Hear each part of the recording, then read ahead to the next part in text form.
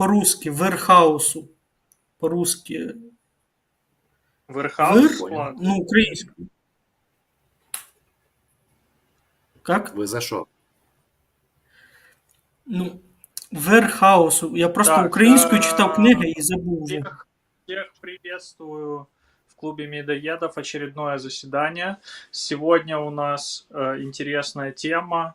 Мы разберем вселенную Warhammer 40 000 и как то, что происходит в этой вселенной, перекликается с тем, что происходит сейчас в нашем реальном мире в целом и в Украине в частности. Сегодня с нами историк и большой фанат вселенной Warhammer Илья Чедолума, Александр Чекмарев, не менее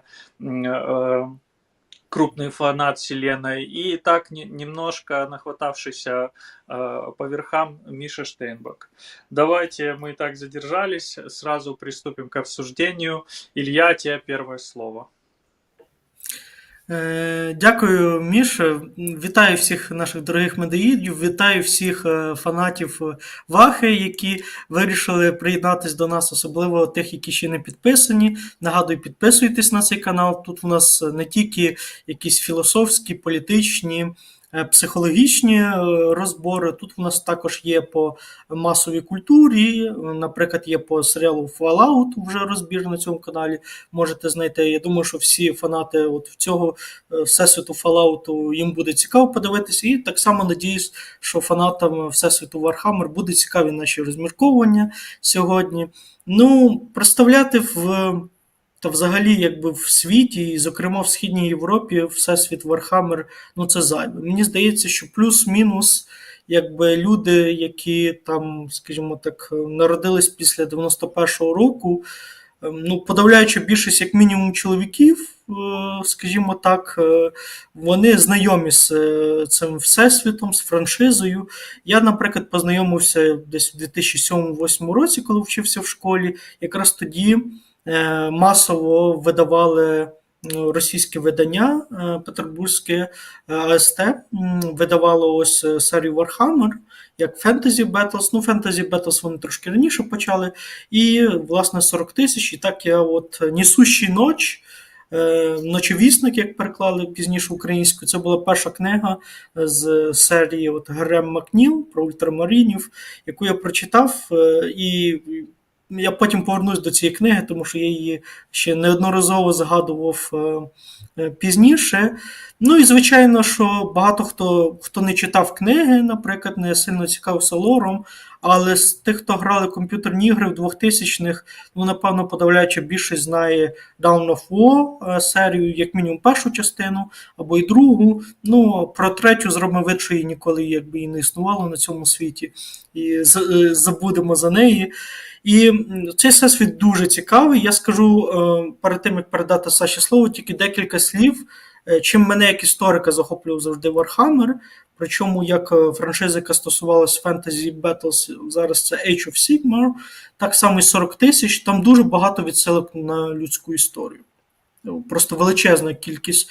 Якщо Fantasy Battles це, наприклад, майже повністю ранньомодерна Європа, 16-17 століття, де імперіум людства – це Священна Римська імперія, ми бачимо дуже багато алюзій на світову історію, зокрема на 20 століття в Warhammer 40 000. По-перше, це імперська символіка, Аквіла, орли, тобто це відсилка до цієї традиції, яка йде від Цезаря, через Наполеона. На жаль, якби не надто приємна асоціація, але і Третій Рейх, тобто ось ці імперські орли, які здобувають.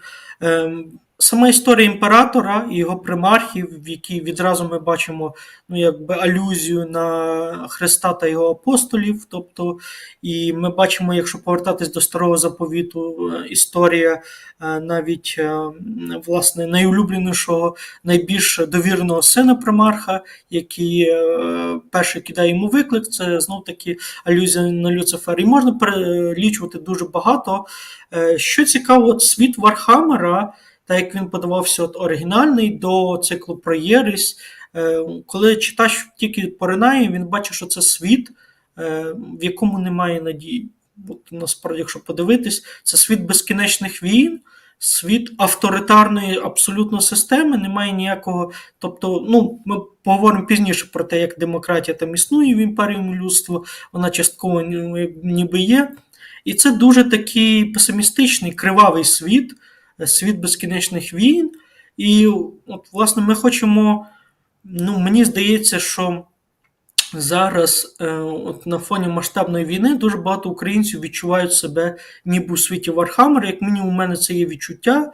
Тобто це відчуття у мене з 2014 року. Ну, про це ми пізніше поговоримо, тобто як ці алюзії пересікаються з нашим сьогоденням. А зараз от вступаємо в початки епохи людства, коли вони вириваються до зірок, епохи імперіуму, і передаю нашому віснику, якби імперському Саші слово. Ау, император. Вот. Итак, с чего хотел бы начать? Я хотел бы начать с того, что я постараюсь очень коротко пробежаться по лору, коротко пробежаться по истокам зарождения Империума, для того, чтобы ввести наших зрителей, которые, ну, может быть, не знакомы или мало знакомы с этой вселенной, вообще с чего все пошло, да, и к чему пришло, скажем так. Итак, представьте себе a long time ago in a far, far galaxy. Как начинается вся сага о Звездных войнах, но тем не менее. Человечество, условно, весь этап зарождения Империума можно разделить негласно от наших сегодняшних дней, от нашей эры эпохи, и корнями уйти аж до 40-го тысячелетия, проследить, вернее, весь цикл историй. То есть после череды войн на Землю, которая была названа, по-моему, эпоха раздора, приходит так называемая эра темных технологий. То есть эра темных технологий заключалась в том, что человечество наконец-то отказалось от концепции национальных государств. Этого как бы нигде особо в лоре не указывается, но это подразумевается, как вот, ну, между строк, принимайте это как данность, как факт. Так вот, человечество отказывается от концепции национальных государств и потихоньку начинает прогрессировать в плане научно-технического прогресса. Создаются шедевральные достижения, там, венец вообще человеческой инженерной науки, мысли, строятся космические корабли, открывается варп-пространство, его также еще знают как пространство Черенкова. Ну, в общем, куча мировых классных открытий, создаются роботы, автоматоны, все это модернизируется, бешеными темпами идет развитие искусственного интеллекта, что, кстати, привело в дальнейшем, поставило человека фактически на грань вымирания. И я, забегая вперед, немножко скажу, что когда император человечества захватил власть, объединил Терру, был наложен абсолютный запрет на так называемые мыслящие машины. Потому что в свое время они практически уничтожили все человечество. И как, в принципе, естественный шаг, человечество вырывается к звездам. Оно вырывается к звездам, оно колонизирует сотни, тысячи звездных систем, приносит туда эру просвещения, приносит туда свои достижения, терраформирует непригодные к жизни миры. Ну и, казалось бы, все классно. Ну, вот, действительно, это называется золотой век эпохи человечества. Но, как я уже сказал, умные машины решают в какой-то момент, что человек слишком погряз в потреблении, и они решают просто человечество уничтожить. Забывая, ну, не то чтобы забывая, а развиваясь естественным путем и восстав против своих создателей, так сказать. Эта война стоила тогдашнему человечеству триллиардов жизней, просто триллиардов. Но и все, собственно говоря, скатилось к тому, что в варпе, он же и материум, начинаются бури, то есть начинаются вот эти вот первые зарождения первых богов хаоса. То есть одним из первых богов хаоса, который был рожден по лору, это, по-моему, Хорн, бог крови. Он был рожден именно в результате самого первого, самого древнего убийства. То есть, когда произошло убийство, началось зарождение этого бога. И в дальнейшем, в результате череды войн, он набирал силу и становился с каждым днем все сильнее и сильнее. Ну, дальше про пантеон хаоса сильно углубляться не буду, потому как с развитием технологий начинали развиваться другие божества, такие как Дзинч, Нургал. Это, соответственно, бог колдовства и бог чумы, болезней, мора гибельного и так далее и тому подобное. И была еще такая ксенораса Эльдар, которая в своем гедонизме, абсолютной вообще развращенности, похоти породила четвертое божество, это божество Слаанеш. Я очень коротко пробежался по зарождению пантеона богов хаоса, потому что в дальнейшем это, в принципе, нам поможет. Итак, я вернусь к тому, что в связи с восстанием машин, извините за отсылку к Терминатору, на человечество обрушилась варп-буря. Огромная варп-буря, которая была названа эпохой тьмы, по-моему. Это тогда, когда было прервано все межгалактическое сообщение, то есть все человеческие колонии утратили между собой и связь между собой и связь с Землей, с Террой. И на самой Земле-то, собственно говоря, дела пошли не очень хорошо. То есть, если кто-то смотрел фильмы «Безумный Макс», «Безумный Макс 2. Дорога ярости», вот можете себе представить, что творилось в тот момент на Земле. То есть, это банды техноварваров, это повыползали различные диктаторы, тоталитарные правители, которые, ну, далеко не всегда, а вернее никогда не правили с точки зрения человеколюбия или чего-то еще, то есть, которые использовали грубую силу для подчинения других менее сильных племен и использовали их в своих интересах. В том числе проводили разные варп-колдовства и так далее и тому подобное. Но тут на сцену выходит император человечества. Вернее, как он выходит. То есть он же не появился как чертик из табакерки, вот раз и все, я император. Нет, на самом деле по лору император родился очень давно, еще до нашей эры, точнее год не скажу, в маленькой деревушке в том месте, которое сегодня нам известно как Турция, то есть Анатолия. Император по преданию стал слиянием 9 на тот момент самых мощных психических сущностей. То есть 9 псайкеров, 9 шаманов, самых сильных шаманов человечества, добровольно принесли себя в жертву, чтобы создать единое целое, так называемый сверхразум, сверхсущество, которое воплотилось в родившемся ребенке. То есть вот еще вам аллюзия к рождению Христа. Все это время, пока шло развитие технологий, пока человечество делало первые робкие шаги в космос, дальше вырывалось, император тайно жил среди людей, он был в разное время в разных странах, он был правителем, он был полководцем, он был государственным деятелем, он был шутом, да кем он только не был, собственно говоря. Он изучал, все это время он наблюдал за человечеством, он следил, он направлял человечество, и он не давал человечеству, по его разумению, развиваться не туда. То есть мы можем предположить, что с самого начала у него был некий хитрый план, опять же отсылка к Богу, да, и к его, так сказать, плану бытия. Некий план, по которому он собирался пустить весь род людской, чтобы оно достигло своего максимального прогресса и максимального могущества.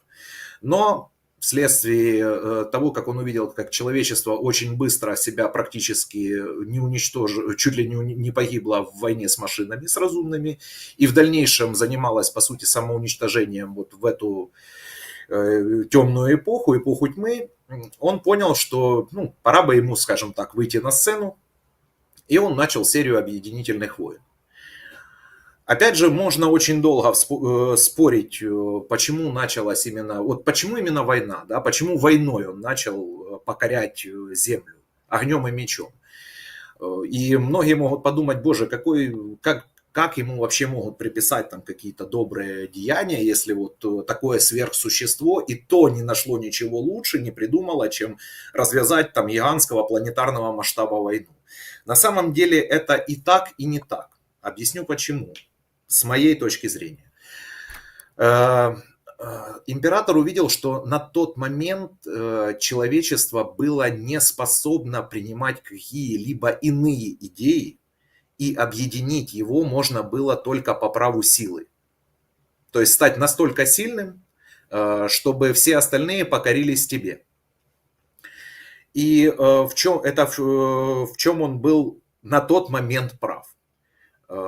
И не прав одновременно, потому что, как учит нас лор, это привело к еще большим жертвам среди людей. Потому что император создал на тот момент, он понимал, что вся сила это в более совершенном геноме человека, и он пытался вывести некую особую породу, так сказать, транслюдей, постлюдей, там, постхуманов таких, которые воплотились в его первом проекте. Это был проект «Громовые войны». Чуть-чуть остановлюсь на том, что это такое. Это были люди, которые с помощью биологических манипуляций, там, пересадки им дополнительных внутренних органов, вырастали в таких здоровенных детин по 2,5-3 метра роста, абсолютная гора мышц, мускул, и в бою это абсолютная гора, точнее абсолютный такой пучок ярости. Вот. И казалось бы, идеальный солдат. Вот что еще надо для боя? Но была одна заковыка.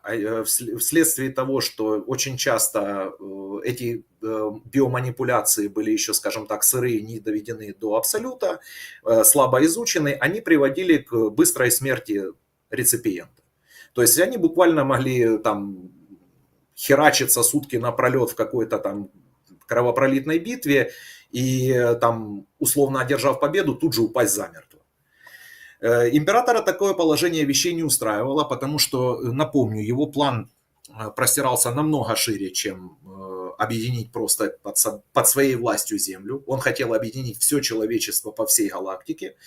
И он понял, что ему нужно улучшить этих громовых воинов. И тут вот я сейчас сделаю небольшое отступление. То есть смотрите, как действует император. С моей точки зрения, он действует как абсолютный, жесткий, холодный прагматик, подчас даже жестокий. Но он это делает из высшего блага. Почему? Объясню. Потому что он понимал, что все эти громовые воины, которые, кстати, его обожали, готовы там были, там была вот стопроцентная лояльность, стопроцентная преданность, вот просто фанатическое обожание ими императора. Они были готовы пойти за него в огонь, в воду, куда бы ни сказал, туда пошли, и там бы все умерли, если бы он приказал. Но он понимал, что они всего лишь инструмент в его руках. Они просто еще одна ступенька для достижения плана. И вот в этом заключалась его вот эта вот безжалостная логика. Он не рассматривал их как личности, как людей, постлюдей, неважно. И сам Империум в дальнейшем всей своей истории учит, что Империум это абсолютная беспощадная машина, которая миллиардами перемалывает человеческие жизни, которая абсолютно не ценит человека как индивидуума, как личность, которая нацелена только на достижение результата. И лишь самые хитрые, самые кровожадные, самые беспринципные, извините за выражение, ублюдки способны чего-то в Империуме достичь. Либо все те же самые люди, но только которых ведет, вот, знаете, как говорят про таких людей, высшая воля. То есть, когда одним из таких был император, вторым таким человеком был его ближайший друг, соратник и советник Малькадор Сигелит, и третьим таким человеком на тот момент был капитан-генерал Адептус Кустодес, это, кстати, личная гвардия императора, опять же отсылка к Римской империи, претарианская гвардия императора, Константин Вальдор. О нем мы, возможно, затронем еще, поговорим чуть-чуть позже. Но вот на деле сформировался такой триумвират людей, которые были всецело безраздельно преданы этому плану, понимали, что для его воплощения в жизнь будет необходимо принести очень много людей в жертву, как бы это страшно не звучало, но тем не менее продолжали его реализовывать. Так вот, когда отгремели последние битвы объединительных войн, император понял, что с громовыми войнами он галактику не покорит, потому что на тот момент техническое оснащение было откровенно слабеньким, потому что вся броня, все достижения клепались вот как, ну, те, кто играл в игру Dawn of War и так далее, вот все помнят расу орков. Вот приблизительно, извините, из говна и палок клепалось все это вооружение. А если ты планируешь покорять галактику, то как разумный человек ты понимаешь, что тебе надо лучшее. Лучшее, что может дать. На тот момент надо сделать отсылочку, что также произошло человечество в первый виток своей колонизации покорило Марс. Ну, то, что повторяем сейчас мы. То есть они покорили Марс, со временем Марс сепарировался, там развит был очень сильно упор на именно технологии, который со временем трансформировался в культ техножречества, то есть это были в буквальном смысле люди-киборги, и они были вот всецело преданы амнисии. Да, Илья, пожалуйста. Я тут коротко якби додам, що оцей образ Марсу як такої кузні технології, це от ми зараз дуже бачимо таку яскраву відсилку до Ілона Маска, тобто його оцей проект, тобто вихід в космос, зокрема на Марс, тобто, грубше кажучи, в всесвіті Warhammer Ілон Маск явно був одним з засновників Ordo Mechanicus, тобто і взагалі омнісії, там якби ідеології омнісії. Мені здається, що він якраз саме туди би був. Я бы сказал, господину Маску бы принадлежало звание, господи, генерал-фабрикатора Марса. Вот. Но, тем не менее. И на тот момент император понимал, что ему для того, чтобы получить новое вооружение, ему необходимы знания Марса. То есть именно технологии Марса, техники Марса. Параллельно на Луне сформировались генокульты Селенар, так называемых. Это были геноведьмы, как они указаны в лоре, которые специализировались на изучении генома человека, улучшения, модернизации, всего, что связано с геномом, с биоинженерией и прочим, и достигли в этом таких весьма себе впечатляющих успехов. И, наверное, круче них был только император, потому что, ну, представьте, бессмертный вечный чувак, который всю свою жизнь занимается изучением, экспериментами, то есть что-то воплощает, что-то получается, что-то не получается. Я так подозреваю, что, естественно, он вел какие-то свои записи, наблюдения, и он понимает, что проект «Громовые войны» себя изживает, и он запускает параллельно проект Adeptus Astartes. То есть те, которые стали в дальнейшем известны как Adeptus Astartes, хотя изначально они назывались Legiones Astartes. И тут я сейчас сделаю особую отсылку, потому что об этом легионе речь мы поведем чуть-чуть дальше в эфире. Он создает первый легион, который позже станет известен во вселенной Warhammer как легион темных ангелов. Первый легион, он был не только по номеру, он был еще и по фактическому созданию. И он участвовал в финальной битве на горе Арарат. Чем она закончилась? Там были приведены к покорности клани Тарават. Да. Вибач, Саш, я знов на секунду перерву буквально. Це знов-таки відсилка до Ноєвого ковчегу на горі Арарат. Тобто, бачите, постійно оці відсилки до масової культури, у цьому принада Всесвіту Warhammer, він як губка втягує все з різних всесвітів і з різних пластів. Так. Да, ну, Warhammer вообще, на мой взгляд, как бы такая, знаете, самая массовая, масштабная, включающая в себя буквально все на свете вселенная, но при этом которая довольно-таки неплохо или даже очень хорошо проработана. То есть там нет, вернее, очень мало таких несостыковок возникает. Вот, но мы отвлеклись, и покорив вот эти вот культы, которые клана Тарават, да, которые тоже ремесленники, там кузнецы были выдающиеся. Император понимает, что громовые войны выполнили свою миссию. И на этом моменте пришло время с ними расстаться. Поэтому с помощью первого легиона и своих претарианцев, Adeptus Custodes, их вырезают практически полностью подчистую. Сразу после этой битвы. То есть, опять же, инструмент сделал свое дело, хирург его просто-напросто выкинул, потому что он уже свое отслужил. Так вот. Но все-таки там пара-тройка человек выжила, но об этом позже. И я хочу сказать, что он понимал, что громовые войны, они оставили слишком заметный след в истории человечества.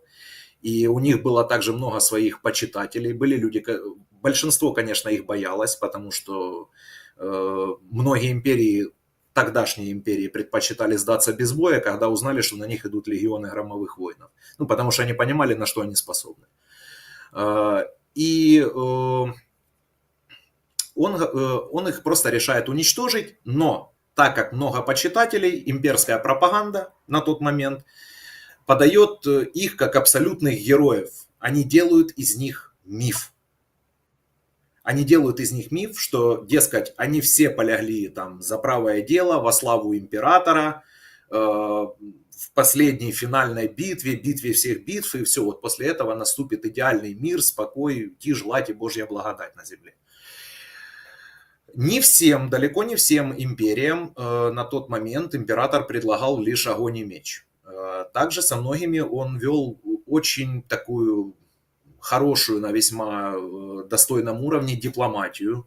Очень многие, как, например, империю Ахименидов, прошу прощения, это на тот момент, если мне не изменяет память, она занимала территорию нынешнего Иран, Ирак, Египет, ну то есть Ближний Восток. Вот. И он их покорил вообще без единого выстрела, потому что те как бы изначально увидели, на что способны громовые войны, и решили, ну его нафиг, мы лучше примкнем к более сильному. Это, в принципе, собственно говоря, и спасло их от уничтожения. Вот. И уничтожив громовых воинов, и таким образом он начал набирать по всей земле, с покоренных империй собиралась дань, десятина, человеческая десятина. То есть многие либо были вынуждены, либо под воздействием пропаганди. Да. Та я Говори, буду говори. так час від часу включатись, тому що тут такі постійні історичні відсилки, їх буде накопичуватись.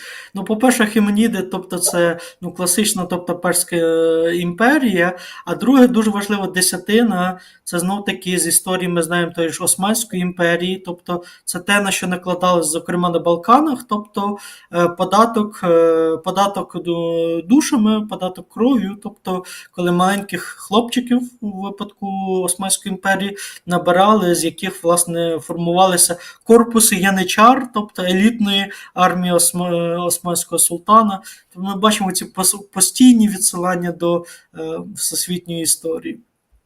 Да, то есть космодесантники были, по сути... Да. Да, говори, Миш. Я бы тут присоединился к уточнению Ильи, и это не просто отсылка на, ну, как мне видится, не просто отсылка на классическую Персидскую империю, а на завоевание этой империи Александром Великим. И как после битвы при Гавгамелах, короче, они там начали присоединяться, и потом у нас получились после смерти Александра государства Антиохов, которые потом воевали между собой, потому что когда они спросили, кого ты назначишь... Ой, Диадохов, да, прошу прощения. Когда они спросили, кого ты назначишь своим преемником, он сказал, пусть победит сильнейший. Ну, то есть мы видим, по сути, я же говорю, космодесантники это такие были, ну, если проводить исторические параллели, да, это были, по сути, янычары императора. Если Кустодес это претарианская гвардия, это вообще там лучшие из лучших, то космодесы были типичными янычарами. Да. Тут надо еще культурные, мне кажется, отсылки сделать, потому что вселенная Вархаммера и авторы, которые над ней работали, они опирались на литературные произведения других великих там фантастов, которые придумали свои большие вселенные. И как раз космодесантники это гвардия императора из Дюны Герберта, то есть это прям напрямую оттуда по параллели взято. И они Сардаукары. очень много взяли Сардаукары, да, знаменитые. То есть это вот прямая ссылка туда. Поэтому вселенная Вархаммера великая еще и потому, что она не только исторические какие-то отсылки, параллели в себя впитывает, но и культурно очень много она берет из разных, как ты, Саш, сказал, вселенных, которые тоже очень хорошо проработаны. Кстати, Миш, имя примарха Первого легиона, да, Леон Эль Джонсон, да, там, если по лору Лев сын леса, в переводе с калибанского, но на самом деле это был, по-моему, друг Эдгара Аллана По, Леонель Джонсон. Вот. Так что тут тоже такие, знаете, пасхалочки встречаются. Вот. Собственно говоря, и когда он набрал достаточное количество, а напомню, на тот момент в каждом легионе было изначально где-то ориентировочно по-моему, 10, от 10 до 100, 10 тысяч воинов, по-моему, в каждом легионе. 10. Он начал... Плюс-минус по канону 10. Да. Он начал расширять империю. Он понимал, что, например, в случае, как он поступил в случае с Марсом. Он пошел путем подмены себя. Они ведь поклонялись Амнисии, но тем не менее никто из жречества Марса не мог сказать, как же выглядит Амнисия, собственно говоря. И он понял, что военным путем он-то Марс, может быть, и захватит. Но зачем? Вот опять же, его мышление как государственника. Зачем захватывать военным путем, терять кучу драгоценных технологий, стандартных шаблонных конструкций, СШК, так называемые чертежи. Зачем убивать об это дело миллиарды своих верных воинов, к тому же, что у Марса тоже армии достаточно сильные были, если с ними можно договориться. Что он делает? Он приходит на Марс в облике Амнисии. И там такой был, я не помню произведение, но там указывался именно момент прихода императора, когда там один из марсианских рыцарей, напомню, рыцари это там 5-метровые боевые роботы, это еще не титаны имперские, это гораздо ниже классом, но тем не менее уже достаточно существенно, шагоходы. Один из рыцарей повредил колено там в каком-то междоусобном бою, и тут является император, подходит, а я напомню, он был там псайкер, ужасающий, просто колоссальнейшей мощи. Он накладывает, значит, руку на коленный сустав этого рыцаря и произносит там «машина, исцелись». И у него как бы это коленный сустав этот начинает работать, все, и вот он говорит: о, блин, амнисия, наконец-то я увидел амнисию во плоти, и вот он начинает дальше передавать вот это вот учение, что я, опять же, пророк, да, пророк Господа Бога, да, я живой свидетель амнисии, то есть, отсылка к свидетелям Иеговы. И вот это вот учение свидетелей амнисии, так называемое, распространяется по всему Марсу. В итоге доходит до генерал-фабрикатора Марса Кельбархала, который принимает императора, и он понимает, что перед ним существо вообще потрясающей невообразимой мощи. И тем не менее, выслушав его предложение, он тоже, кстати, оказался не дурак. И он потребовал от него одно, что окей, я вхожу с тобой в союз, но Марс тебе не подчиняется. Марс это автономия, и это, кстати, на сегодняшний день, согласно лору, Марс остался автономной империей внутри империи. Вот. Достигнув таким образом технического превосходства на Марсе, он понимает, что ему нужно улучшаться дальше, потому что его творение, его Астартес еще не совсем совершенны, и он отправляет дипмиссию на Луну. Естественно, там, по-моему, одна миссия вернулась с отказом, вторая с отказом, третью вообще вырезали к чертям собачьим. И тогда он понимает, что, ну никак не получится у него покорить лунные культы, а они ему очень нужны в дальнейшем крестовом походе, потому что они владеют, ну, давайте условно назовем это так, инкубаторами и обладают возможностями именно массово создавать вот этих вот Астартес, да, сверхвоинов, сверхлюдей, и в дальнейшем они могут даже помочь вот ему со своими наработками, со своими знаниями улучшить генокод воинов и так далее и тому подобное. Что он делает? Он отправляет на тот момент туда 3 своих легиона. На тот момент это были легион лунных волков, 16-й легион, это были ультрамарины, и это была, по-моему, гвардия смерти. Так вот, задача была в чем? Легион, пока ультрамарины и гвардия смерти своим флотом отвлекали флот Луны, вступили с ними в сражение, легион на своих кораблях, легион лунных волков в режиме абсолютного дрейфа полностью, они погасили все системы жизнеобеспечения, все там фонари, то есть, ну, это были просто вот куски металла, дрейфующие в космосе. Но, тем не менее, никто не заметил, как они медленно и уверенно дрейфовали в нужном направлении. А я напомню, ни один человек не мог, я имею в виду простой смертный, не мог выжить такое долгое время в космическом вакууме с отключенными системами жизнеобеспечения. И на это были способны только космодесантники. Почему? Потому что они обладали рядом существенных улучшений, там, в том числе у них было там мультилегкое, второе сердце и куча разных бионических наворотов, что позволяло им долгое время обходиться дальше.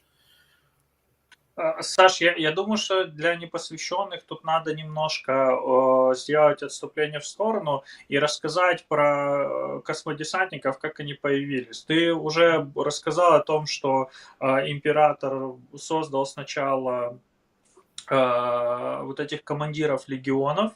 Как они там называются? Примархи. Все время забываю.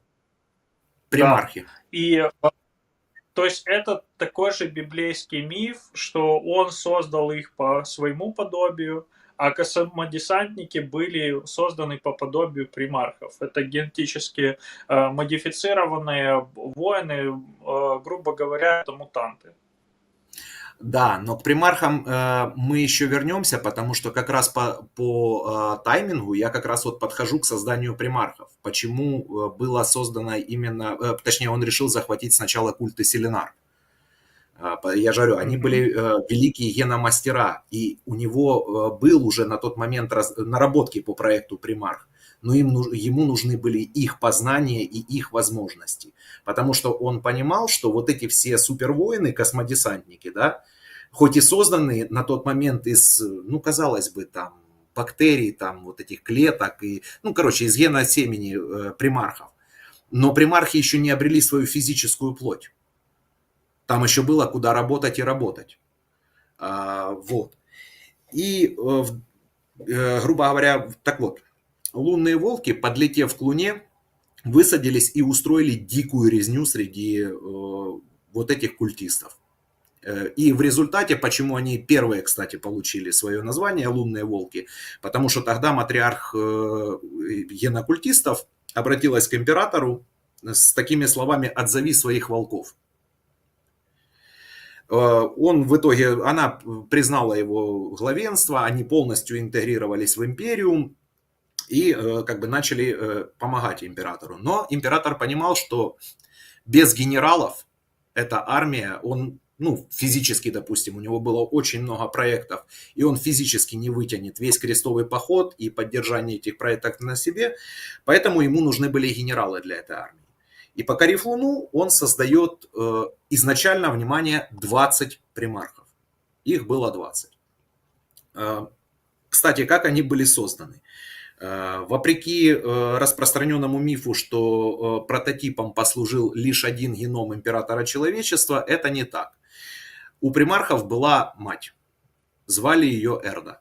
Так вот, они с императором были... Она была такой же вечной, как и он. Они очень давно друг друга знали и, как подозревают многие знающие люди, состояли в такой интимной связи друг с другом. Вот. И он предложил ей дать свою яйцеклетку, да, для вот этого всего процесса. Если Андрей Репула есть в чате, пусть напишет, он лучше меня в этом понимает, как биолог. И плюс он дал свой генный материал, и как бы получили вот эти вот, ему надо было облечь геносемя в человеческую плоть, то есть младенцы. И когда Эрда узнала о планах императора, что он не смотрит на них как на своих детей, а он смотрит на них лишь как на инструменты, на генералов, она, как мать, была с этим в корне не согласна. И поэтому она устроила, так как она тоже обладала псайкерскими и весьма неплохими зачатками, она устроила в лаборатории, где росли все вот эти примархи, такой межпространственный портальчик, который раскидал всех примархов по всей галактике. Честно говоря, раньше император убивал за меньшее. Ну вот реально. То есть это была нанесена, вообще, в моем понимании, просто непростительное оскорбление, несмываемый позор, но тем не менее, как ни странно, он ее не убил. Он повелел привести ее к себе и после разговора с ней просто отправил ее в ссылку.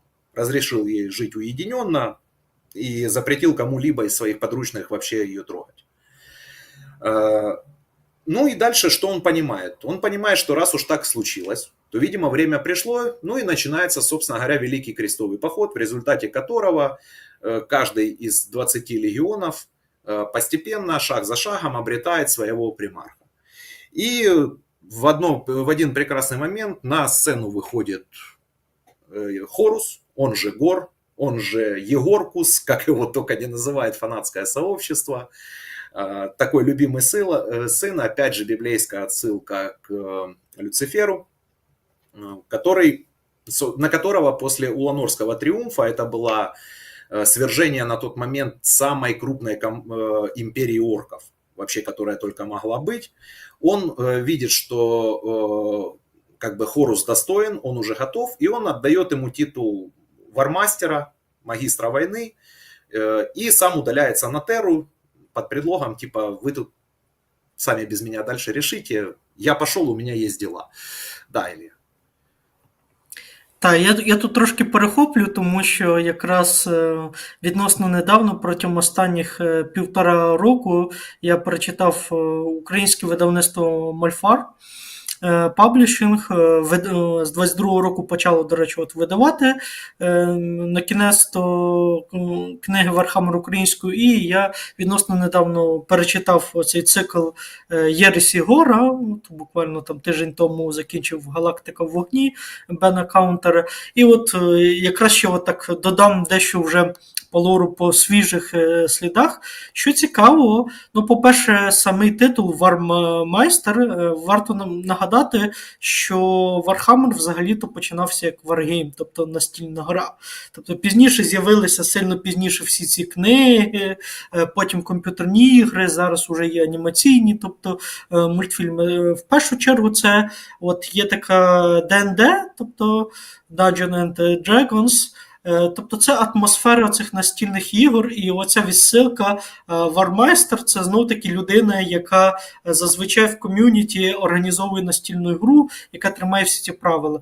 З Гором дуже цікава річ, те, що Саша казав, що імператор далеко не завжди використовував силу, як в випадку з імперією Архименідів. В першій частині цього циклу про Гора, зерна Єресі посіяно, сходження Гора або Хоруса в російському перекладі, показано, що імператор вибрав його саме тому, що він був не тільки воїном, але й міг бути дипломатом. Дуже важливо, тобто імператор на цей момент відходить від ідеї, що хрестовий похід має бути виключно мілітарний, тобто по всіх оцих, тому що те, що казав Саша, в темні віки, в період після розбрату, дуже багато анклавів, колоній людських в інших планетах, в інших системах, вони взагалі були відірвані від Тери, і дуже багато різних культур, які розвивалися плюс-мінус паралельно до цього. І І Гор обирається для того, щоб він міг при потребі силою, як найсильніший, найгідніший, але при цьому як і дипломат. Тому, наприклад, вибрали саме його, а не, наприклад, не знаю, Лемона Руса, чи Фулгріма, чи когось іншого з примархів, які явно би пішли Саш. Да, ты правильно вот заговорил. Почему? Потому что, смотри, Гор, ведь он очень часто, и он сам об этом говорит вот в этой трилогии, да, «Галактика в огне», он, во-первых, он упоминает Сангвиния, которого он очень ценит. Это примарх 9-го легиона, такой с крыльями ангела, чувак летающий, что он тоже, типа, несравненный дипломат, он может действовать не только силой, но и он обладает харизмой, убеждением, обаянием, вот все это.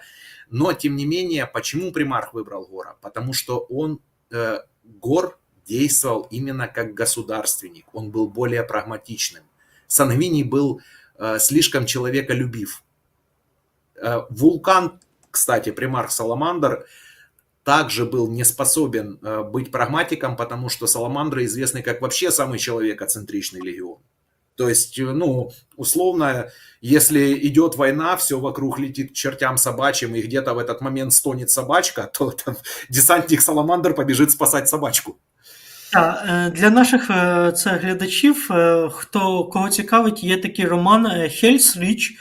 Там якраз є дуже класна відсилка до того, що каже Саша про Саламандр, коли під час навали орків на систему, тобто Саламандри кидали будь-які позиції, як тільки була загроза цивільним, коли можна навіть було одну цивільну людину врятувати, вони відразу кидали фронт, якби, і всією там ротою космодесантників йшли рятувати ту одну людину. Тобто це легіони повторювали, ну, пізніше вже, власне, оці ордени, вони повторювали, скажімо так, модус вівенді, спосіб буття і мислення примархів своїх засновників. Ну и также надо еще сказать, что они не только модус вивенди, а еще перенимали у примархов модус операнди, то есть действия. То есть так, они сражались так, как научил их примарх. И тут надо сделать тоже, я бы сделал небольшое отступление, сказать, что у каждого из изначальных 20 легионов, точнее на момент 40-ка тысячелетия это уже осталось 18, потому что 2 легиона были полностью уничтожены, стерты из аналов Империума по неведомой причине. Пока неведомой, но я думаю, ГВ дальше раскроет ее. Вот. Каждый легион императором создавался не просто так. Вот, например, первый легион, о котором мы поговорим дальше, у них была спецификация, несмотря на то, что могло показаться, что это достаточно таки, ну, такой рядовой легион, на все руки мастера, и швец, и жнец, и на дуде, и грец. Тем не менее, император им отводил роль, в буквальном смысле слова, убийц цивилизаций. Почему? Потому что они по праву первых, они пользовались самым совершенным, самым смертоносным, самым разрушительным оружием, которое вообще только могло создать человечество на тот момент. И оно поступало к ним, только к ним, или же к ним самым первым. То есть они были как такой, ну что ли, ultima ratio regum, да, последний довод королей. То есть когда уже ничего не оставалось, вот как были рангданские ксеноциды, то есть когда была истреблена просто целая цивилизация. Все, ее нету. Но тем не менее, и как я уже сказал, у каждого легиона была своя спецификация. Там были и диверсанты, там были и террористы, но самое примечательное, что 6-й легион космических волков, 19-й, господи, Саламандры номер легиона забыл. В общем, легион Саламандр и 20-й легион, так называемый Альфа-легион, это были отдельная структура, их называли трилистником. И если 20-ка это были разведка, диверсанты, такие шпионы, там, ну, все, что с этим связано, то, например, Саламандры, 18-й, кажется, легион, Саламандры это были такие, как, знаете, вот, защитники всего на свете, вот самого всего доброго, ценного, то есть они не давали всем остальным просто погрузиться вот в этот хаос войны, они показывали, что, несмотря на то, что, кстати, они очень ужасно выглядели, то есть представьте себе, эбонитово-черная кожа и красные глаза. То есть, ну, такой демон из ада. Но, тем не менее, как говорится, да, не все то золото, что блестит, но только эта поговорка действует в обратную сторону, то есть не все те монстры, которые ужасно выглядят. Они были самыми человечными, и, на мой взгляд, они своим примером не давали вот легионам забыть, что все они пошли от людей. И ради людей они создавались, и ради какой-то вот великой мечты об объединении человечества они создавались. То легион космических волков это был легион палачей. Их так и называли, Лемона Руса так и называли палач императора. Потому что, опять же, по отсылочкам в лоре, именно Лемон Рус уничтожил два вот этих легиона, второй и не десятый, господи. Ну, короче, два легиона погибло полностью. Вот. Если по входной части, то я предлагаю пока что на этом все. Если, Миш, может быть, у зрителей есть какие-то вопросы, комментарии, мы с удовольствием на них ответим. Есть и вопросы, и комментарии, и у меня есть тоже несколько, как у профана, знакомого со вселенной только по компьютерным играм, тоже есть вопросы. Начну там, Рома Романенко писал, что настоящая реликвия эры темных технологий – это СШК, стандартной шаблонной конструкции. Механикум готовы на все ради них, большинство их утеряно. Те, что есть в 30 тысяч и 40 тысяч, это малая часть СШК. Это технологии производства любой конструкции, от сельхозтехники до болтера. Да. Есть артефакты, которые механикум не могут произвести, потому что СШК утеряна. То есть, получается, вся вселенная Вархаммера – это стимпанк. Это постапокалиптический мир, который находится в технологическом упадке из-за войны с искусственным интеллектом. Развитие технологий приостановлено и не может быть восстановлено, потому что искусственный интеллект побежден и уничтожен.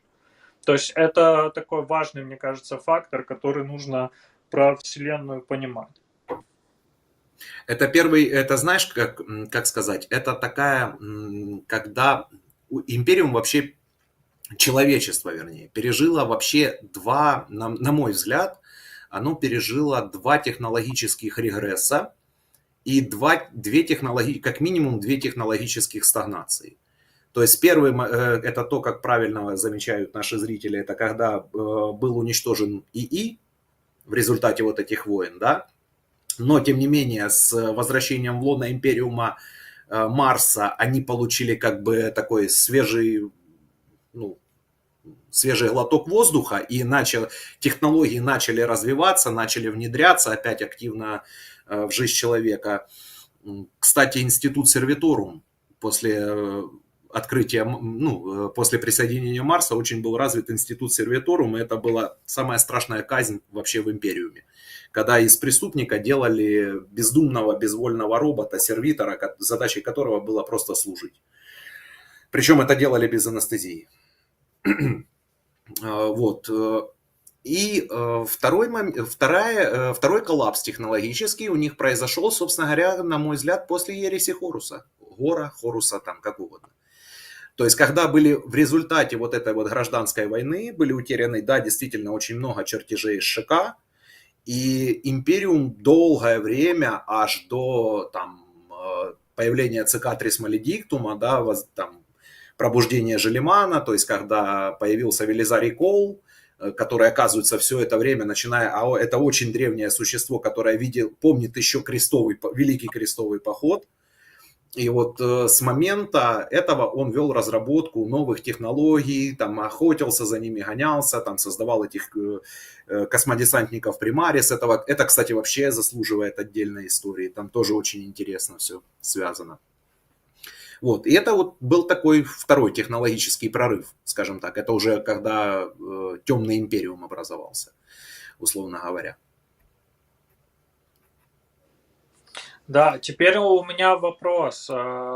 С какими целями был организован крестовый поход? Потому что идея объединения человечества под одним империумом не может являться самоцелью крестового похода, потому что крестовый поход, он направлен против чего-то, против иноверцев, против или там за возвращение, да, там гроба Господня, ну, да, Илья?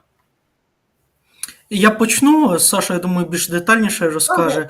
Оце дуже цікаво, власне, ідеологічне, те, до чого ти підвів, Міша, ідеологічне якби підґрунтя саме в момент, коли імператор закінчує, тобто з Марсом і з місяцем, він розуміє, коли власне, тобто створені вже примархи, він їх знаходить, хрестові походи якби поширюються. Він задумується над тим, що ну неможливо одною там залізом і кров'ю скріпити імперію, воно не буде працювати. Потрібна ідеологія. Тобто, і він створює фактично ну, цілий. Насправді не замисловатий, тобто вони там розробляли, але якщо коротко сказати, цей кодекс, я забув, як воно там називався, це імператорський, тобто це ідея космічного просвітництва, можна сказати так. Тобто імператор висунув тезу, всі Имперское громадянські кредо. війни. Імперське кредо, так, дякую. Тобто всі оці війни громадянські, які були, всі ці темні віки, проблеми з штучним інтелектом, там варварство, відпадання там цілих колоній і так далі, все це було через те, що людство занурилось от в різні релігії, в різні там якісь суєвір'я і так далі. І потрібно чистий, тобто розум, який як світло осяє всю галактику. Тобто людський розум стане отою рушійною річчю, яка буде просто осяювати своїм світлом раціонально всю галактику. Для тих, хто, і буквально от зараз передаю Саші слово, для тих, хто не знає, в цей момент, на момент початку от Єресі Хоруса, не існувало ніякого культу імператора. Попри те, що, так як Саша казав, він був над створінням там і так далі, культа поклоніння йому не було з принципової позиції самого імператора, тому що він вважав, що це ідеї науки, просвітлення людей, вони мають йти поперед за все, і він взяв Гора не тільки тому, що він державник і якби і воїн, і дипломат, він ще й спеціально виділив роль ітераторів, як от того відомого Кирила Зендермана, який от буде в цьому циклі, для того, щоб вони несли це імперське кредо в ході хрестового походу. От така була ідея. От дуже багато от зараз, коли слухаю навколо там різних ідей Гарарі там і так далі. От дуже багато цих елементів, які він зараз висловлює, тобто це насправді всі фанати Вархаммеру в імперському кредо, тобто впізнають ну дуже багато цілих просто таких ідеологічних блоків. Там передаю слово. Ну смотри, да, смотри, по сути как бы, то есть опять же, к чему эта аллюзия? Вот запрет религии. Кто так поступал в нашей истории? Коммунисты.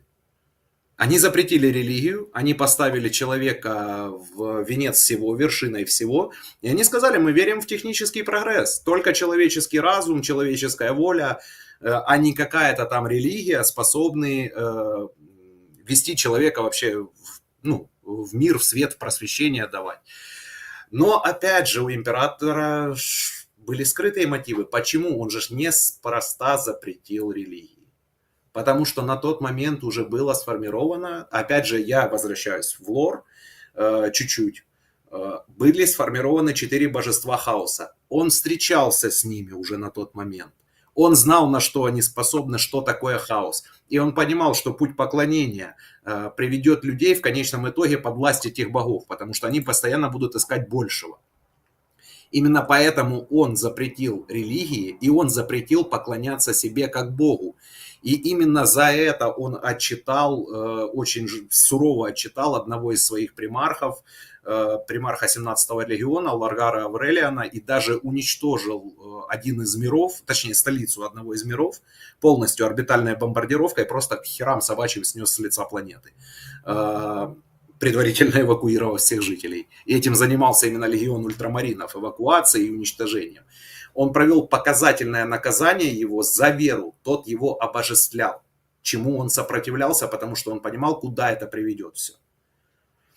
Вот. Но, опять же, тут в этом противостоянии еще заложен, во-первых, конфликт отцов и детей, когда дети, ну, мягко выражаясь, не всегда хотят слушаться своих родителей. И в этом противостоянии заложено то, что человечество всегда стремится создать себе идола. Ведь, по сути, что говорит император? Император говорит простую библейскую заповедь. Не создай себе кумира. Но своими действиями он приводит именно к обратному. К тому, что, опять же, с помощью того же Ларгара, верившего там в божественность императора, развивается то, что потом станет после событий ереси Гора официальной религией империума. Lectitio Divinitatus, то есть вера в священного божественного императора. То есть он, запрещая, он тут же дает богатую почву для того, чтобы это все-таки разрешить. И вот тут вот такая, знаете, в его действиях небольшая для меня дихотомия проступает. Это первый вот, момент. Тут Да, вот дальше. зритель наш Рома Романенко пишет, что крестовый поход – это начало общего плана императора. Император знал о богах хаоса и хотел оградить человечество, прекратить варп-перелеты, золотой трон и паутина – это конечная цель императора. То есть тут речь все-таки идет о какой-то внешней угрозе, я так понимаю? Нет. Конечная цель императора, понимаешь, как тебе сказать, тут Рома прав, но я хотел бы его немножечко дополнить. Он абсолютно прав по смыслу. Я просто дополню его с той точки зрения, что он хотел уничтожить хаос как проявление. То есть хаос ведь как? Он подпитывается человеческими страстями, человеческими эмоциями, да? Если условно разделить на 4 божества, Хорн, Зинч, Нургал и Слаанеш, то каждая из этих божеств отвечала за свой аспект самого черного, самого грязного порока, который только есть в человеческой душе. Ну, например, ярость, убийство. Болезни, вот эта вот неопрятность, все. Это, первый это Хорн, второй это Нургал. Да, допустим, стремление там познать тайны вселенной, вот это вот то, что, господи, так быстро хотел сказать девиз дзинчитов, но вот изменение это наше все, да, вот знание, жажда знаний, вот именно жажда не то, чтобы что-то узнать, а постоянно что-то узнавать. Вот такое неуемное даже, вот скажем так, вот когда да, вот говорят, все хорошо в меру, то вот жажда знаний, это Дзинч олицетворял собой именно неуемное, безмерное познание. И вот это тоже надо было ограничивать. И, например, Слаанеш – это все, что связано с чувственностью, то есть, ну, по сути, секс, извращение, наркотики, рок-н-ролл. Привет 60-м. Вот. То есть это, ну, типичные дзинчиты такие были. Ну, это я, конечно, шучу, сейчас утрирую. Пускай люди, которые помнят эти времена, на меня не обижаются. Слаанеш. Да, Слаанеш. Да. Вот. То есть, и он стремился, он выделил эти основные пороки, и он стремился оградить человека, сделать человека, ну, скажем так, максимально подобными себе. Вот это, на мой взгляд, была его конечная цель. Да. І тут дуже цікава алюзія до фільму, який ми якраз розбирали, це, власне, еквілібріум. Тобто ідея, що ми візьмемо емоції людини, відсічемо ці емоції, тобто, і ми убережемо людину від самої себе. Тобто це фактично така ітерація цієї ідеї. Так и Империум же ж посмотри. Империум это ж сугубо полицейское государство. Это ж сугубо абсолютно дисциплинарное общество. Если сравнивать, скажем так, эквилибриум, да, общество эквилибриума с обществом империума, то я думаю, империум даст очков 200 форы обществу эквилибриума по именно по полицейскости, да, простятся мне такие слова. Вот. Поэтому, ну, не все так однозначно, как любят говорить наши северо-восточные соседи. Господи, прости, не к ночи помянуты будут. Вот. И они, то есть он ставил на он, опять же, как и коммунисты, если уже продолжать вот эти аналогии, да, император ставил на человека, он желал возвышения человека, но что он делал? Он, с одной стороны, запрещал, разрешая, и разрешая, запрещал. Вот такая каша получается. Та я би тут трошечки зараз звернув трохи в бік. Ми якраз підійшли до моменту дуже класно. Вся оця частина це таки дуже коротко і дуже класно подана власне передісторія до перших цих циклів, які можуть глядачі прочитати. І щоб ми зараз далі не йшли в хронології, бо ми можемо дуже довго до ранку це говорити. Я би запропонував поговорити про те, як оцей всесвіт, як мінімум з 2014 року на фоні російсько-української війни, як ми його намагаємося переосмислити, якось припасувати до того, що відбувається в нас. І от я почну з того, що згадував «Несущий ночь», Макніл Таміш.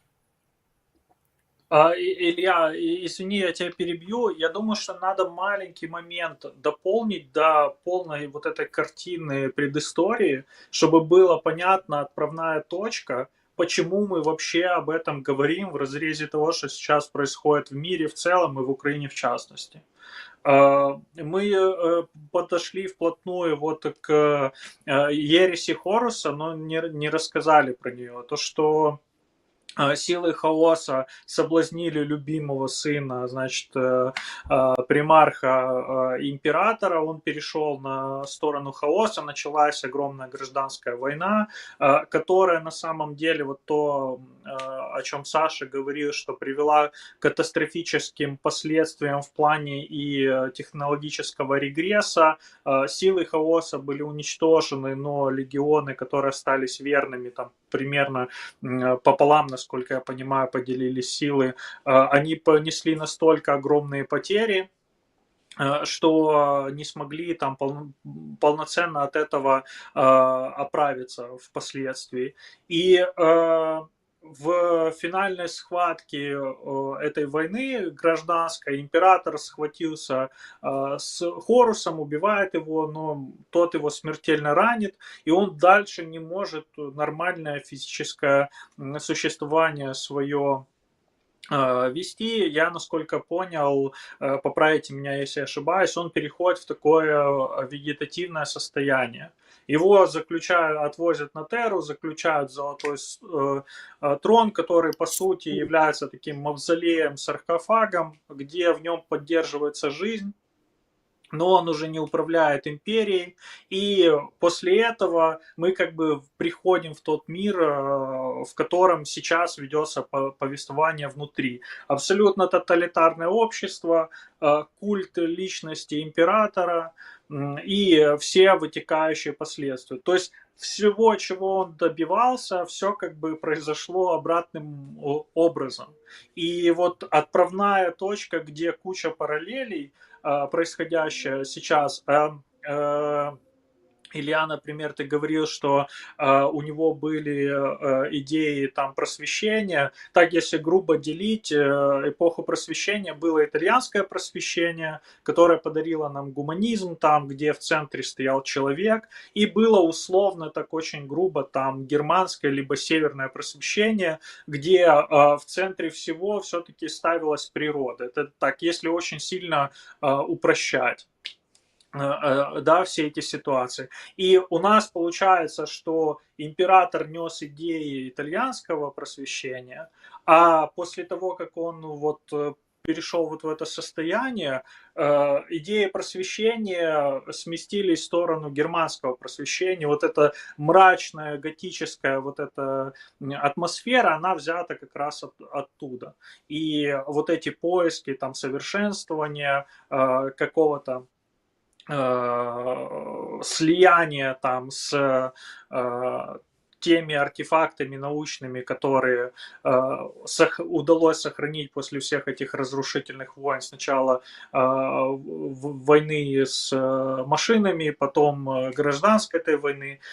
То есть это все нас приводит если мы это будем накладывать на историю человечества реальную, это нас приводит в современный модерн. И мир Вархаммера, он существует в современном модерне, о котором мы очень часто и много говорим у нас на эфирах. То есть я хочу прямо это подчеркнуть. Все, возвращаю я тебе слово. Я еще, коллеги, на секундочку. Саша, скажи. Да, на секундочку я хотел сказать. Смотрите, ведь, скажем так, стартом ереси Хоруса, стартом вот этого глобального апокрифического вселенского разрушения всей той светлой мечты, да, всего того второго золотого века, который на тот момент все-таки переживало человечество, это стал конфликт с расой интерексов, на которую вышла флотилия именно этого Хоруса. А чем интерексы, скажем так, были ближе к Империуму, во-первых, это была человеческая колония, и они точно так же, они знали о существовании богов хаоса, и они хотели уничтожения этого хаоса. Они боролись с ним всю свою жизнь. И вот на примере сообщества интерексов, прошу прощения, четко видны борьба двух проектов, который на тот момент уже велся в Империуме. То есть это широкий проект, да, то, что мы сейчас говорим, более инклюзивный, который включает в себя все, и как можно больше, и как можно лучше. И узкий проект, то есть который выразился в дальнейшем в лозунге «Сожги ведьму, убей еретика», там, «Пни мутанта», там, я не знаю.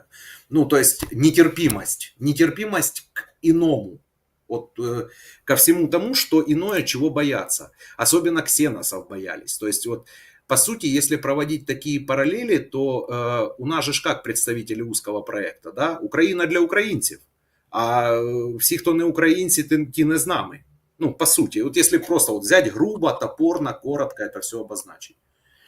И точно так же общество Империума говорило, ну, если это ксенораса, неважно, там Эльдар или там эти кинебрахи, да, которых интерексы покорили военным путем, но не стали их уничтожать, а наоборот интегрировали в свое общество, потому что им были интересны и их уже технологии.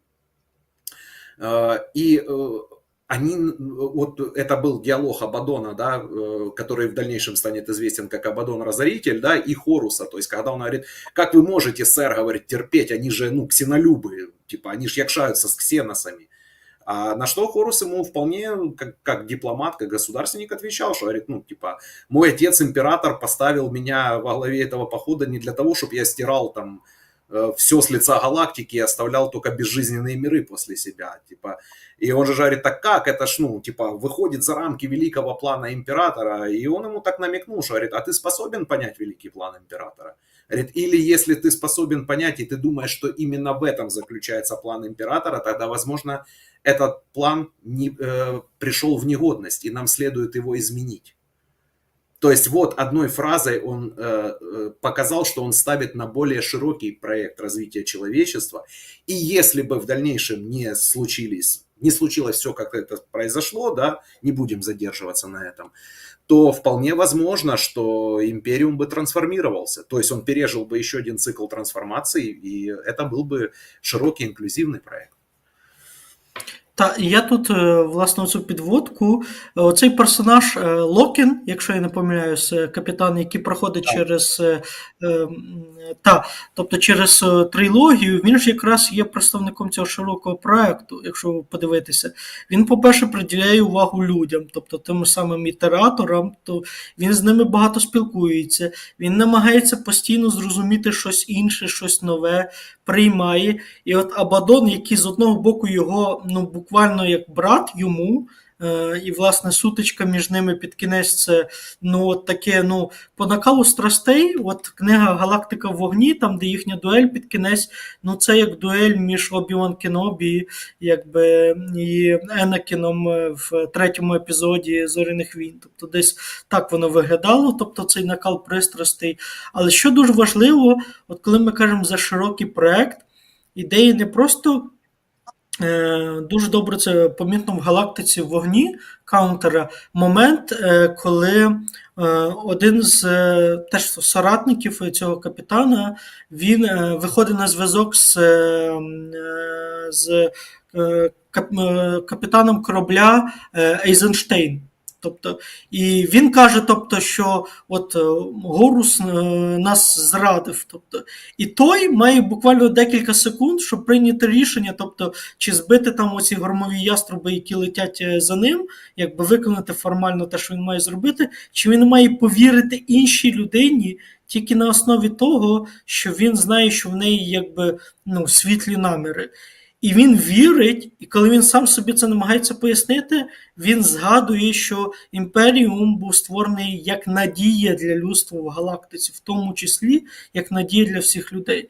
І оце дуже добре, ця моральна дилема між широким вузьким проєктом, на прикладі того, що Саша казав, діалогу тоді ще от такого автентичного Горуса, до того, що з ним сталося з Абадоном, і от на рішенні капітана корабля Ейзенштейна, от пізніше оця книга наступна, яка йде «Політ Ейзенштейна», вона, власне, от присвячена цьому, як він летить, повідомити імператору про те, що відбувається в системі Істван, тобто от оця початок громадянської війни. І тут я переходжу до сучасності. Оця книга «Несущий ноч», «Ночевісник», я її згадав в 2014 році під час Майдану. Тому що там буквально в цій першій трилогії про ультрамарінів Макніл просто описує, як на планеті починаються оці заворушення, і як використовують в тому числі буквально от снайперів, тобто як стріляють по товпі, як вони це все заводять. І оце от я пам'ятаю, я читав от ще осінню, і в мене були алюзії, але дуже цікаво, як в медійному просторі це використовували. Росіяни ще з осені 13-го року вони почали от такий наратив, тобто, що от Беркута – це як Adeptus Arbitris, тобто чорні обладунки, тобто щити і мечі, а от люди на Майдані – це як сили хаосу, щось от таке. Оце було перше, на моїй пам'яті зафіксовано, як от в російсько-українській війні от використовували цей образ з Вархаммера. І пізніше, з таких от відомих речей, от можу сказати, от після 24 лютого 22 року оцей образ росіян як орків, він відразу в багатьох фанатів Вархаммера, і в мене в тому числі, викликав, тобто, як імперські війська, які воюють з орками. І оці чисельні картини, де от імперська гвардія, як українська Нацгвардія, просто з синьо-жовтим і з малиновими оцими військовими прапорами там ЗСУ. І ці образи постійно йшли. І ось це цікаво, і, можливо, от Саша тут додасть більше про використання цих образів з 2014 року, може і раніше, не знаю, там в інтернеті бачив, але на фоні російсько-української війни. Це цікаво, тому що, мені здається, обидві сторони намагаються якось взяти найкращі риси, які вони вважають в імперіумі, і протиставити свого противника як ворога імперіуму. Смотри. С моей точки зрения, если мы уже говорим об Империуме и о чертах, которые берем мы и наш противник, да, то условно вот по поведению на фронте, что я вижу, взяли россияне. Кстати, я так сделаю небольшую ремарочку для наших зрителей. Мы общаемся не только в прямых эфирах, мы общаемся и вне эфиров, скажем так, между собой, постоянно дискутируем, обсуждаем там разные интересующие нас темы. И вот Миша, да, по-моему, ты, Миша, тогда кидал, что россияне начали массово на фронт после выхода игры Space Marine 2. Ты кидал, да, прости, Илья, да. Space Marine 2 они начали массово в свои войска делать такие, ну, типа сувенирчики, как печати чистоты, которые вешались там на броню космодесантников, там, ну, в принципе, и некоторые имперские гвардейцы вешали тоже своеобразные молитвенные свитки. Кстати, любопытно, империя, точнее, вот эти вот свитки чистоты пошли откуда? Они пошли именно из традиции легионов. Каждый космодесантник перед боем давал особую клятву, где он клялся там верности империуму, императору и обязался там, ну, условно, там, быть храбрым, там, выполнить какую-то там задачу, долг. И в случае, если он не выполнял, то есть то, что было записано и прикреплено на бронь, то его могли постигнуть весьма суровые санкции, вплоть до смертной казни. Поэтому, или же добровольного лишения себя жизни. Потому что это считалось, ну, как бы не выполнить свой обет, свою клятву, это, ну, несмываемый позор, это оскорбление вообще. Так вот, и россияне же начали вот эти вот, типа, печати чистоты распространять среди своих солдат. Ну, что я вам хочу сказать? То есть, что взяла Россия в военном плане? Она взяла абсолютную нечеловечность. Не считается с потерями, не считаясь с жизнями, тупой навалой, тупым мясом, действуя, закидывая, вообще, ну, ни во что. Да и в самой России, там, как поговаривают, ну, отношения, мягко выражаясь, между людьми не очень так и возвышенные, скажем так. Ну, я имею в виду отношения правительства к своему народу. То есть, а мы видим тоже, вот, опять же, адресую всех почитать различные произведения, фанфики по Империуму 40 тысяч, уже именно 40 тысяч. И мы видим, что на многих планетах, в том числе, кстати, и в романе «Несущий ночь», который ты упоминал, там же было описано, как живет знать и как живет чернь. Знать купается в роскоши, погрязла вообще во всевозможном гедонизме, удовольствиях, а при этом чернь, извините, в землю гадить ходит. Ну, условно, это я сейчас очень условно, очень утрирую. Вот, поэтому вот этот перекос есть, понимаєш? Їм би... Саша, я би ще додав, щоб ти розкрив на секунду за штрафні підрозділи. В Імперіумі вже є штрафні підрозділи. Да. Розкажи за це. Да. То есть, ну, в Империи, да, есть в армии Империума, в Адепта Мониторум, это так называемое Министерство обороны и снабжения Империума, они же формировали штрафников. То есть штрафники набирались преимущественно из тех, кто сидел по планетам-тюрьмам, да, такие отбросы общества, там, самые грязные бандиты, там, с нижних уровней городов ульев, и которые хотели вот, ну, типа, хочешь заслужить прощение императора? Вперед на войну.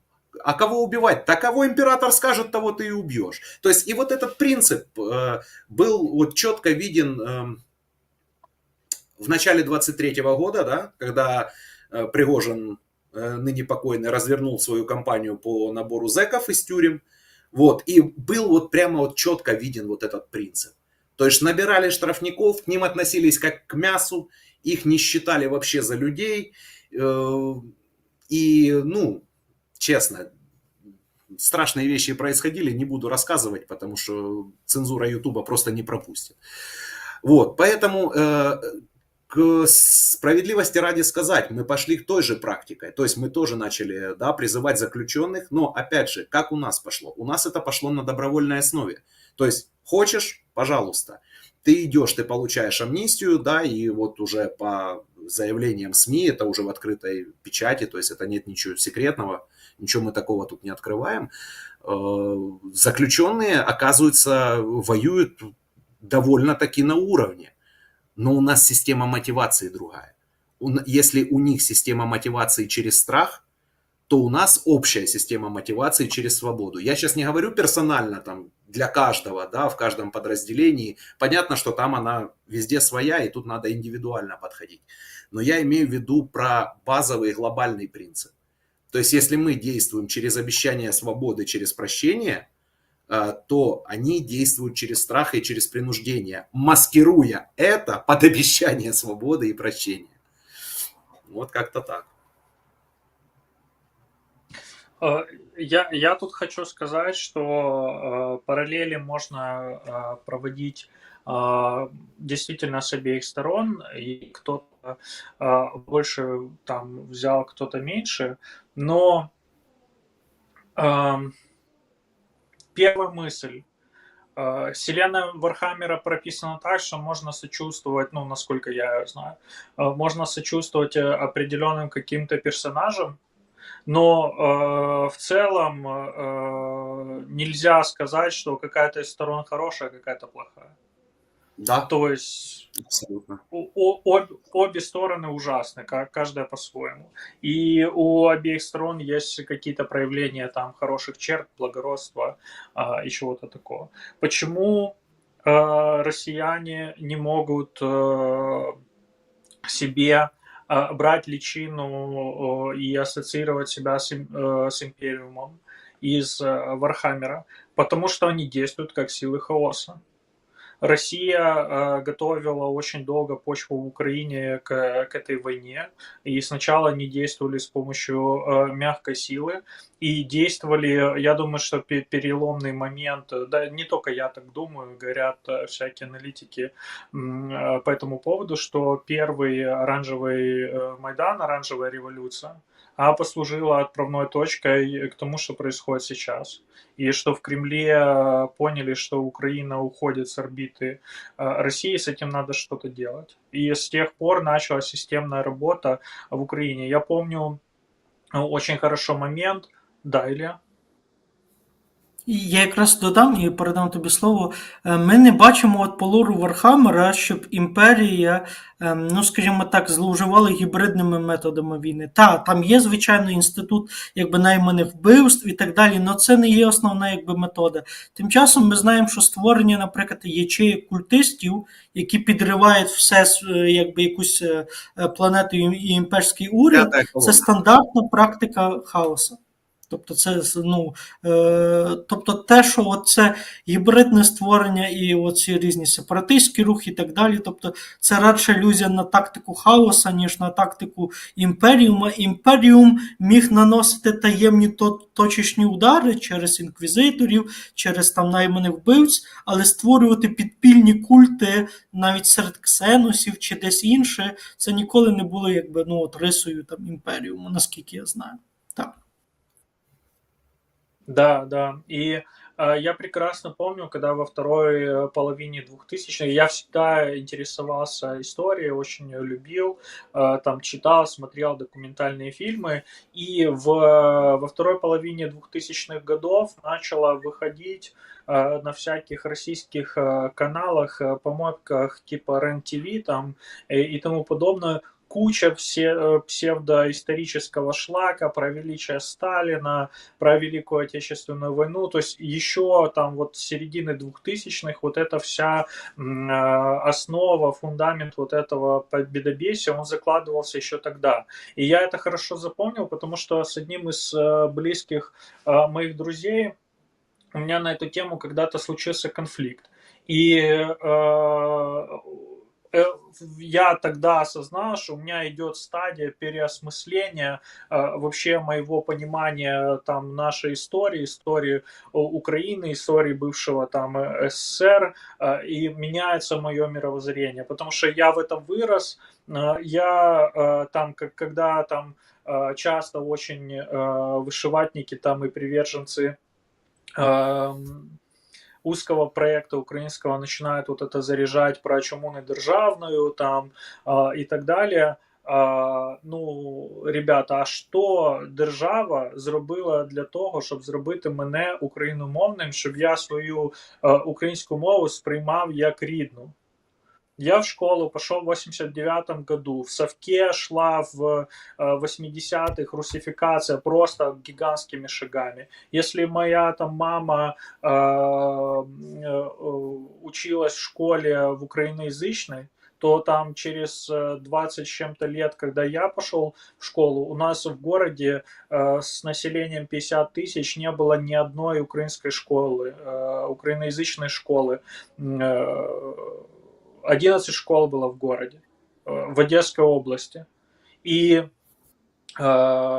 украинский преподавался как иностранный язык. Вот у меня было 2 урока немецкого в неделю, и было 2 урока украинского языка и 2 урока украинской литературы. То есть для меня это был уровень иностранного, там, всемирной литературы и украинской литературы. Для меня были на одном уровне, когда был отдельно предмет русской литературы, которая не была включена. И я пошел в школу в 89 году в 1 класс. И до самого конца школы я учился, я в 98 году закончил школу, пошел в техникум. Я учился по советским учебникам все 90-е. В техникуме я учился до 2003 или 2004 года, сейчас не помню точно. Я учился по советским учебникам, в том числе по учебникам истории советским.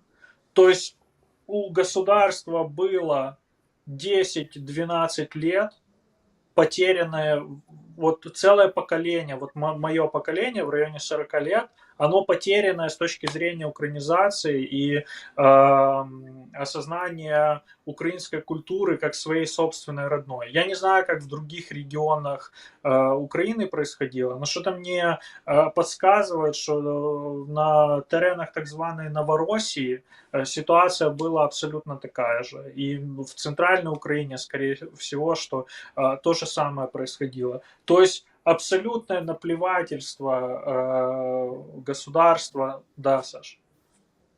Не-не, заканчивай мысль, Миш, я потом добавлю. Да-да, извини, заканчивай мысль. Да, абсолютное наплевательское отношение к культурной национальной политике привело к тому, к чему мы пришли. И из-за этого сохранялась русскоязычная среда, на которой Россия начала очень активно играть. Как только они разобрались со своими внутренними проблемами, с кризисом 90-х, пережили дефолт, начали зарабатывать нефтедоллары, потому что в начале 2000-х пошли цены на нефть вверх. Как только они начали набирать жирка, они начали работать на нашем поле. И к чему я это вел, что я был частью этого, но из-за своего интереса там к истории, к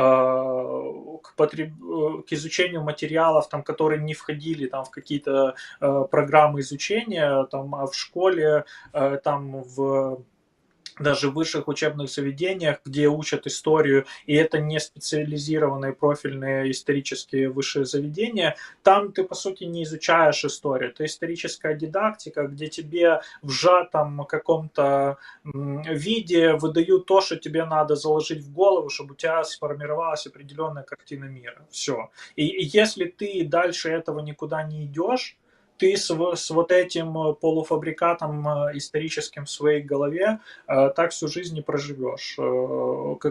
И тем мифом, который через этот исторический полуфабрикат в тебя заложен. И когда я чисто вот из этого любопытства начал там читать другие источники, начал смотреть там западные документальные фильмы про Вторую мировую войну, у меня начало меняться представление, потому что я очень много увидел противоречия, откровенной лжи, там, прочитав Суворова «Ледокол», это вообще взрыв мозгов был для любого человека, который в советском мифе вырос и был воспитан. С этого, наверное, и пошло прозрение, что нас как бы немножко налюбили, и надо же пойти разобраться, а что ж было на самом деле. Книга Пикуля, я понимаю, что это художественное произведение, но у него очень много выдержек там всяких из архивов, в которых он постоянно заседал,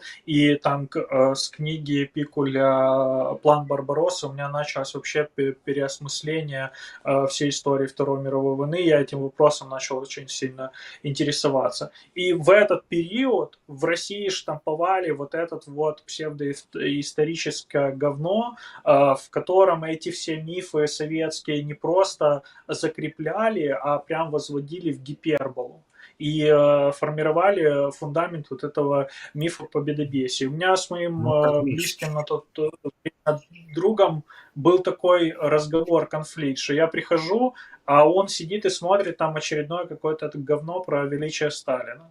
И я ему говорю, зачем ты это смотришь? Он говорит, в смысле, это же история. Я говорю, чувак, это никакая не история, тебе сейчас в уши ссут просто. Возьми книжку, почитай. Пойди поинтересуйся чем-то. Это все, что вот здесь тебе рассказывают, это неправда. У нас завязался вот этот спор по поводу правда-неправда.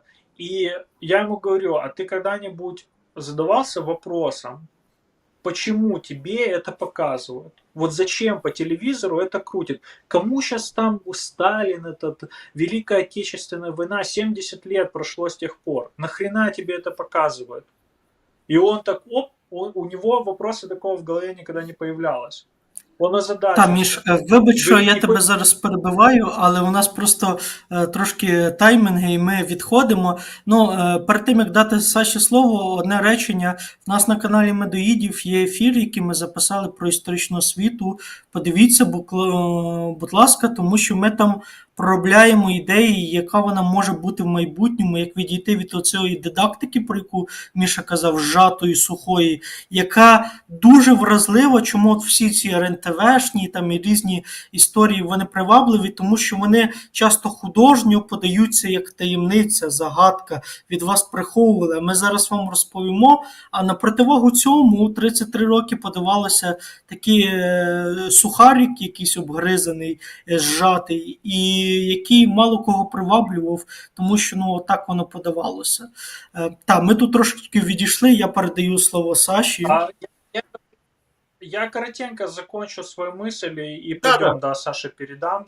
Короче, он говорит, так, а зачем ты думаешь?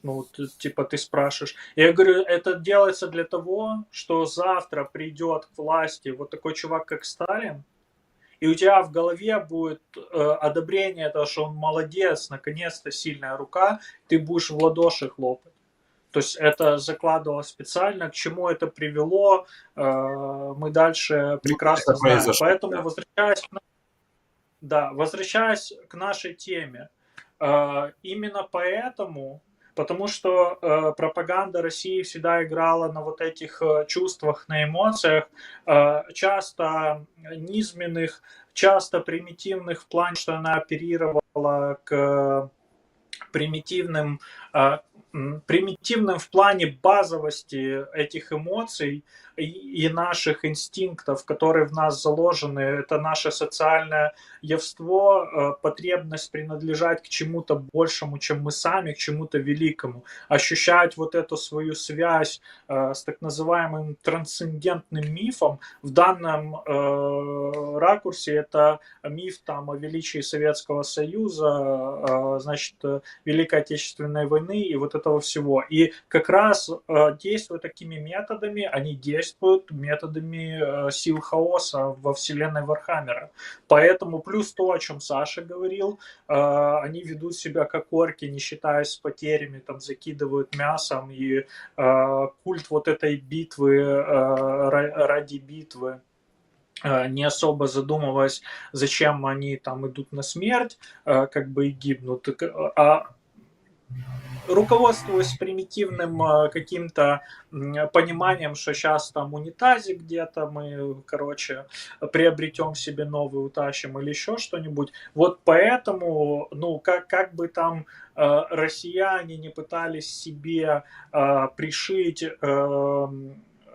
аллюзию на империум Вархаммера, который выглядит более благородно, чем там силы хаоса в этих романах. Все равно у них ничего не получается, потому что если мы смотрим на их действия, они ровно действуют как силы хаоса. И там в комментариях меня поправляли, говорили, что хаос, значит, не был уничтожен, и его уничтожить невозможно. Это на подумать, да, с кем мы воюем.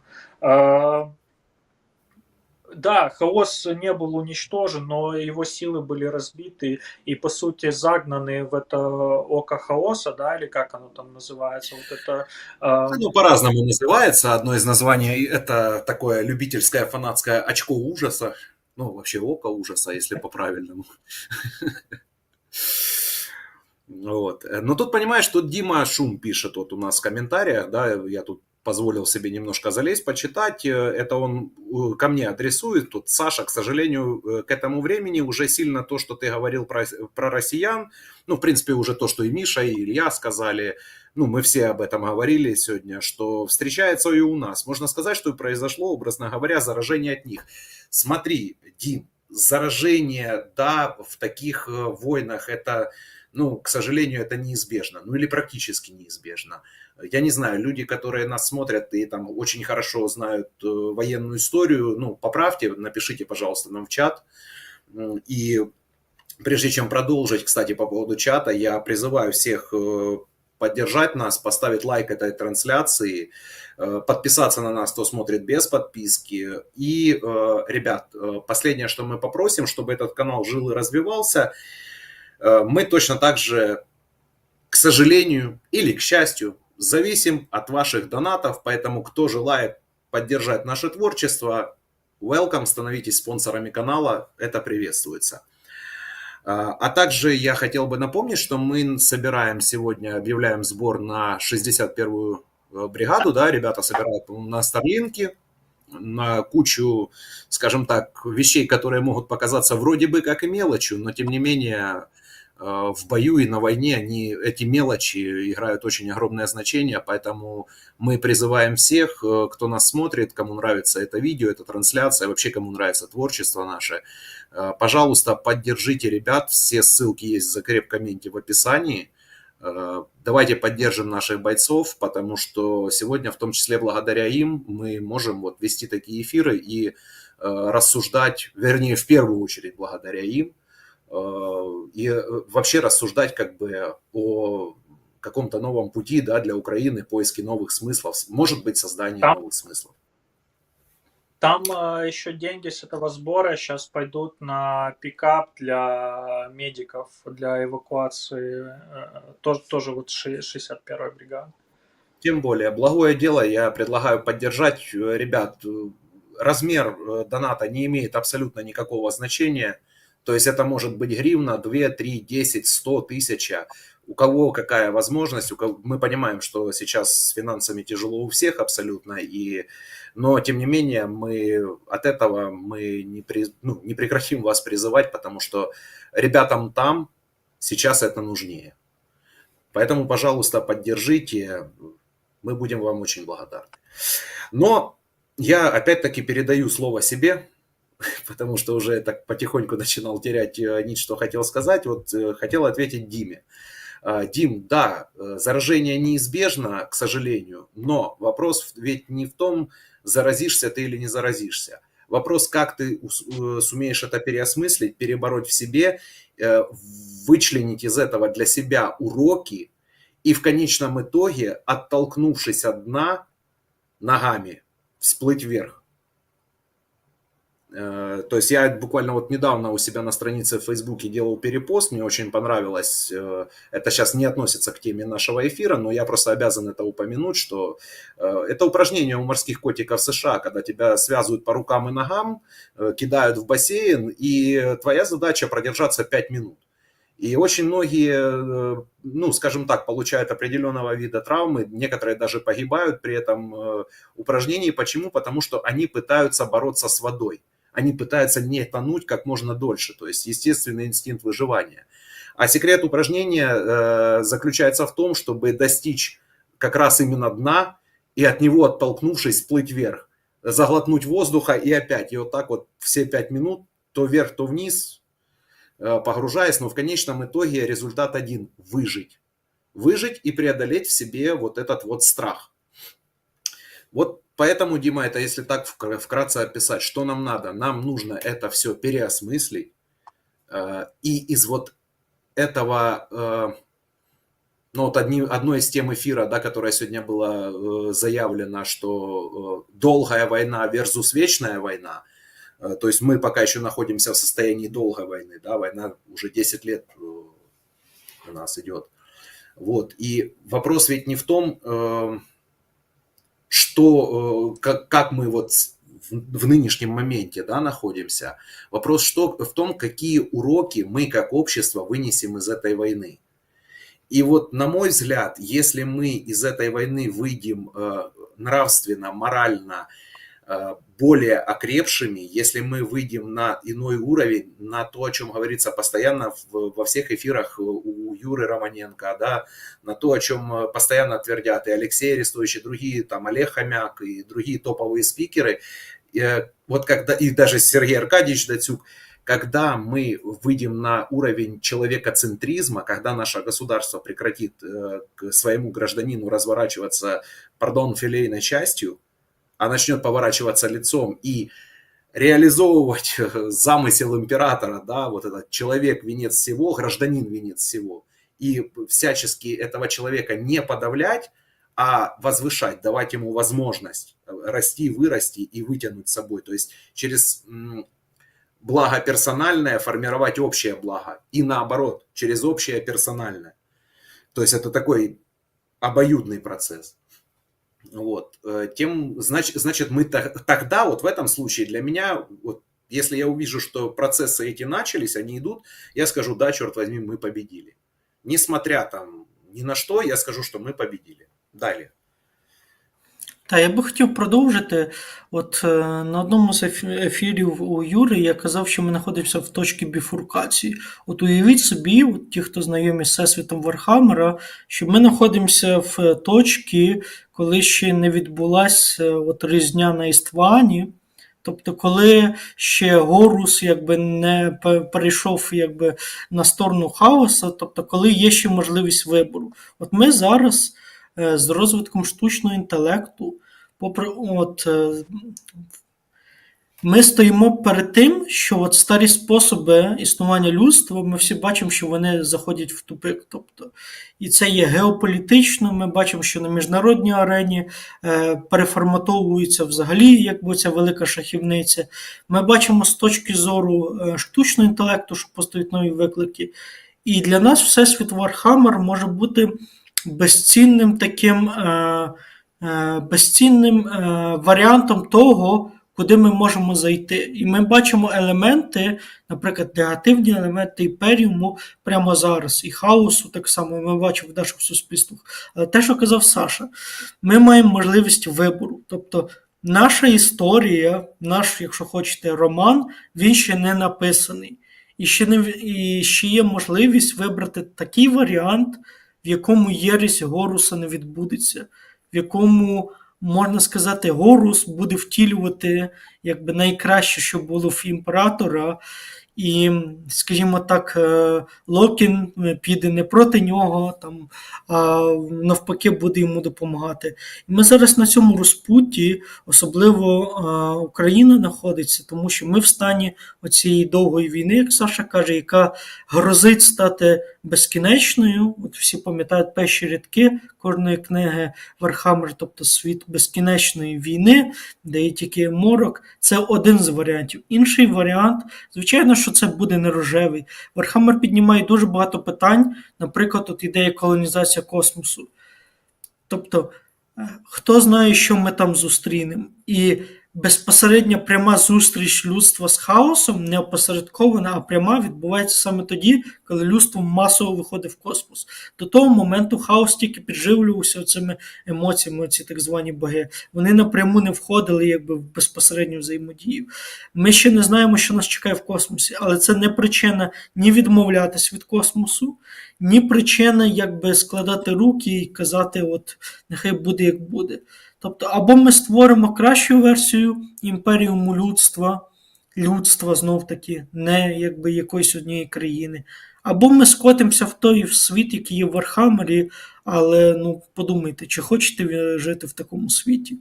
Тобто світ оцих улей, міст вулей, де більша частина людей бідні, невелика частина багаті постійно якби якісь культи хаосу проникають, тому що вони живуть не знати заради чого, і тільки там хаос дає їм хоч якусь якби різноманітність в житті. Так. Тобто, чи ми хочемо жити в такому світі безпощадного механізму молотилки дисциплінарного суспільства, чи в іншому? І це є в Вархаммері, і ми зараз в цій точці, де історія тільки якби пишеться виходу людей до вселюдства і до космосу. Да, Миш. Тут как раз вопрос в тему. Сейчас кто-то из вас ответит, потому что я, как говорил в начале, по верхам нахватавшийся. Вот. И я потом как раз через этот вопрос, он очень хорошо развивает твою мысль, Илья, и я как раз постараюсь это сделать. Рома Романенко пишет, что уточните, как он перешел на сторону хаоса, то есть да, речь про Хоруса, да, что ему показали.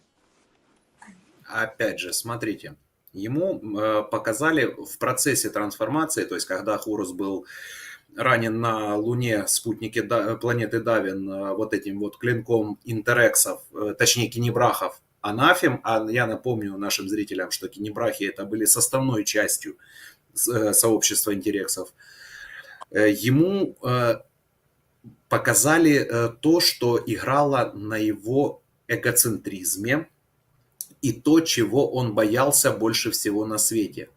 Потому что, ну, представьте себе, возлюбленный сын императора, магистр войны.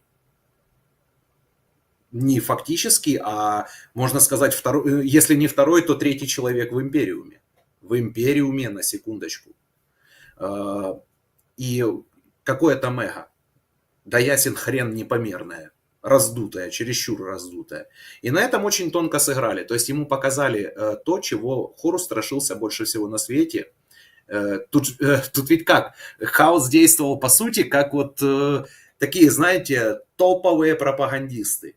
Когда берется правда, густо замешивается с ложью и пополам тебе частями порционно скармливается, чтобы ты уже не мог понять, откуда вообще ноги растут. То есть вот хаос пошел тем же путем. Они показали ему мир, где, по сути, мир будущего, то, что в дальнейшем и произошло с Империумом. Они показали, где императора прославляют как бога, а примарха Хоруса забыли. Но они умолчали, почему его забыли. Да потому что он поднял восстание, как бы его уничтожили, его нет в том мире будущего. Они просто взяли ему, показали правду, они показали ему будущее Империума. И все. И сделали на вот этом будущем жирный акцент. Что вот, Я сейчас на дескать, секунду смотри, уточню. Они показали вариант будущего Империума на тот момент. они показали вариант будущего, но, еще раз говорю, они представили его как единственный возможный, что все, ну, других вариантов нет. И, конечно, да, и потом они ему начали так, типа, ну, а вот если ты пойдешь против него, да, ну, чувачок, у тебя есть варианты, как бы у тебя есть шанс там заново человечество вернуть на путь там прогресса, просвещения и так далее и тому подобное. И он повелся на эти посулы, и, собственно говоря, он уже стал, по сути, он стал пешкой хаоса. Вот именно банально пешкой. Он думал, что и всю свою дорогу, все 4 бога хаоса очень тонко его держали в этом состоянии. Они постоянно с ним играли. Они периодически то унижали его, то наоборот возвышали, давали почувствовать, что он там всех, извините, за тестикулы держит, всех 4 богов. И вот таким вот манипуляциями они подводили его к точке кульминации, то есть к самому противостоянию с императором. И надо сказать, что когда уже случилась вот эта вот финальная дуэль на боевой барже Хоруса «Мстительный дух», он же перед этим убил Сангвиния, да, своего брата, которого он там любил чуть ли не больше всех. То есть, опять же, мы видим здесь еще один библейский грех, братоубийство показывается, ярко выраженное. И он же в момент дуэли с Сангвинием, как бы, тот его пытался периодически, он с ним пытался разговаривать, он пытался до него достучаться, и в какой-то момент у него почти получилось, но боги хаоса опять взяли контроль над ним, как бы над его сознанием, и он уже убил Сангвиния, который до этого был ослаблен там просто сотнями дней в бесконечных битв, которые шли в процессе осады Терры. Вот. И когда уже император прибыл, увидел одного из своих мертвых сыновей. А я напомню, почему он сразу не ринулся за него мстить, потому что все-таки для императора это были инструменты. Вот. Он не воспринимал их как своих детей в полном смысле слова. Саш, вот это мне кажется, ключевая мысль. к которой мы подошли и который я сейчас хочу развернуть,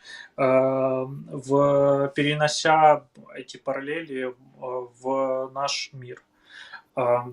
Любая пропаганда ложится туда, там, где есть для этого плодотворная почва. Да. И если бы не было сомнений все время вылетает слово, как этих ребят называют, Хоруса и прочих. Примархи. Еретики. Примархи, еретики, ну, в Примархи. зависимости от примархи. Примархи. Если бы у примархов не было сомнений, на которых и противоречий, на которых смогли сыграть силы хаоса, никакая бы пропаганда на них не сработала.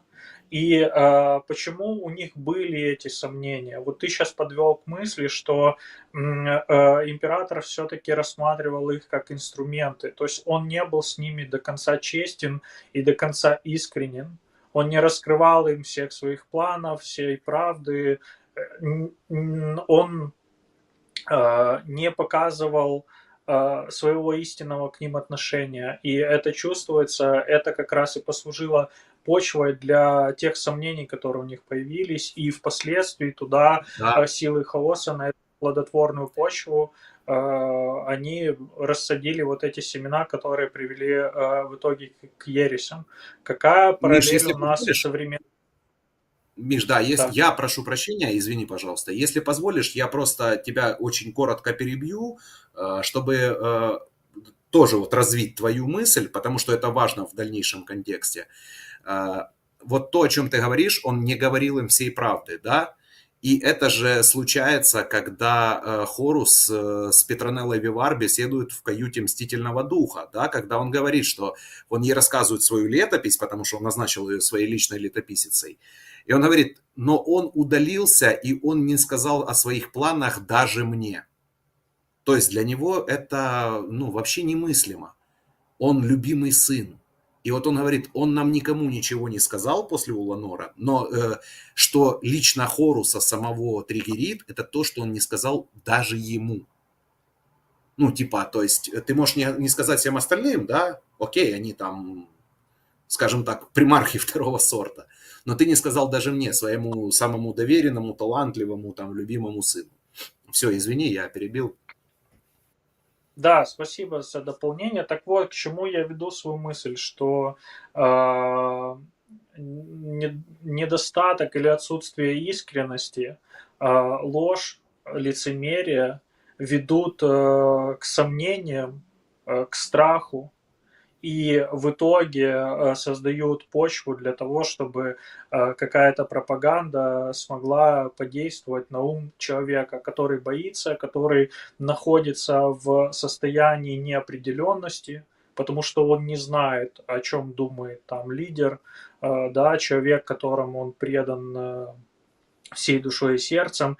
Даже он может быть не предан, даже просто это может быть там президент страны, да, особенно которая воюет, и ты понимаешь, что от решения этого человека зависит твоя жизнь, и там жизнь твоей семьи, и твое будущее, а ты не можешь ему доверять. То есть недоверие – это самая страшная вообще вещь, которая разрушает все.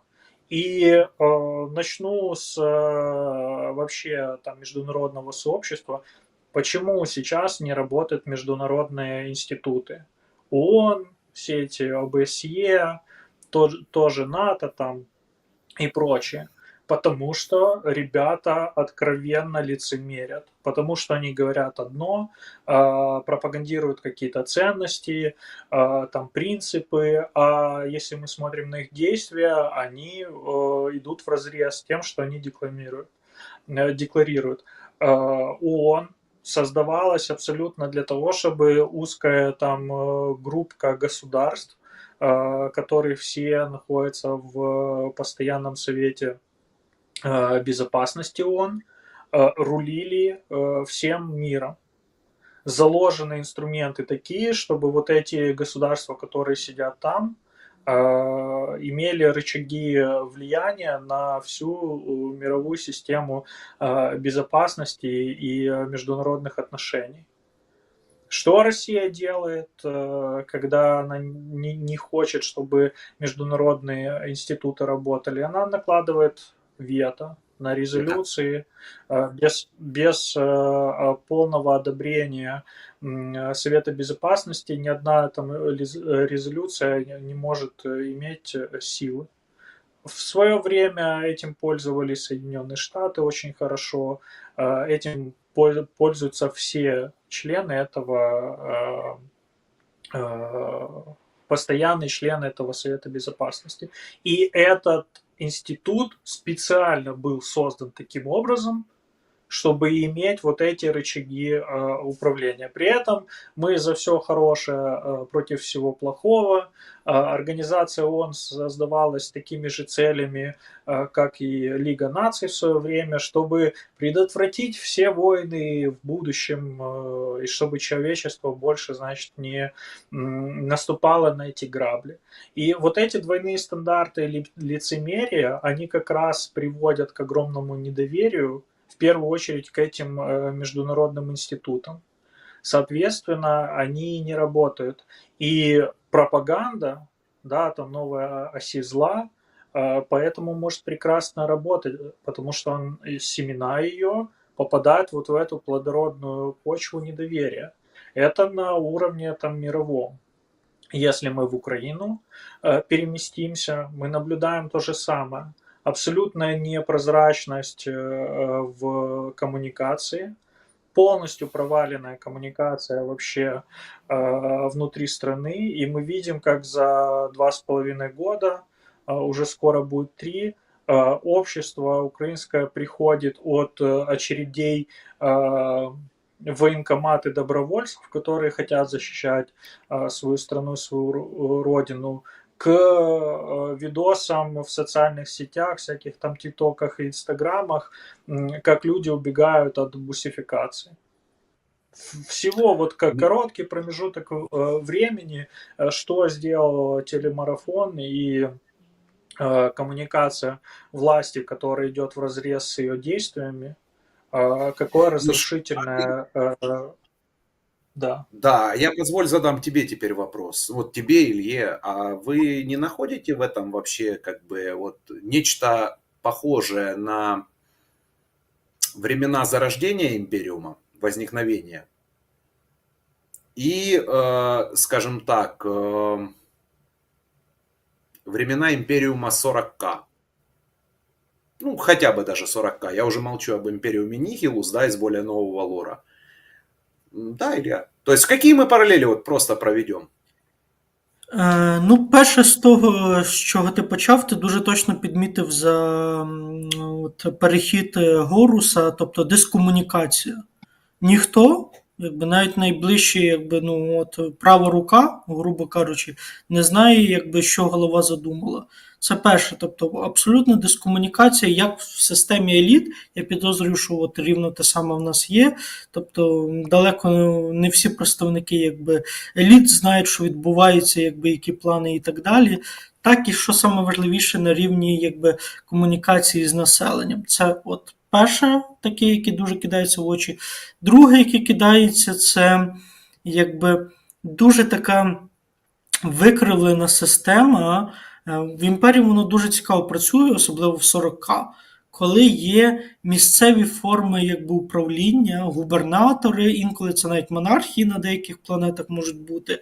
Але якщо уважно подивитися, тобто там якби, майже все це корумповані режими. Про це от в 40 дуже чітко подається, що майже левова частка з них є, крім окремих світів, які там, наприклад, деякі світи, які залежали там від ультрамаринів, тобто де Желіман створював їм для них якби різні кодекси конституції. В більшості випадків, тобто воно так. Величезна, тобто абсолютно неповага, те, що от ти казав, до життя людини, вона не значить в імперіумі 40 нічого, абсолютно нічого. І така нераціональна, я би сказав, псевдомілітаризація. Тобто є раціональне, коли створюється от, кластер економіки і так далі. В імперіумі далеко не завжди раціонально розраховують, тобто оця мілітаризація.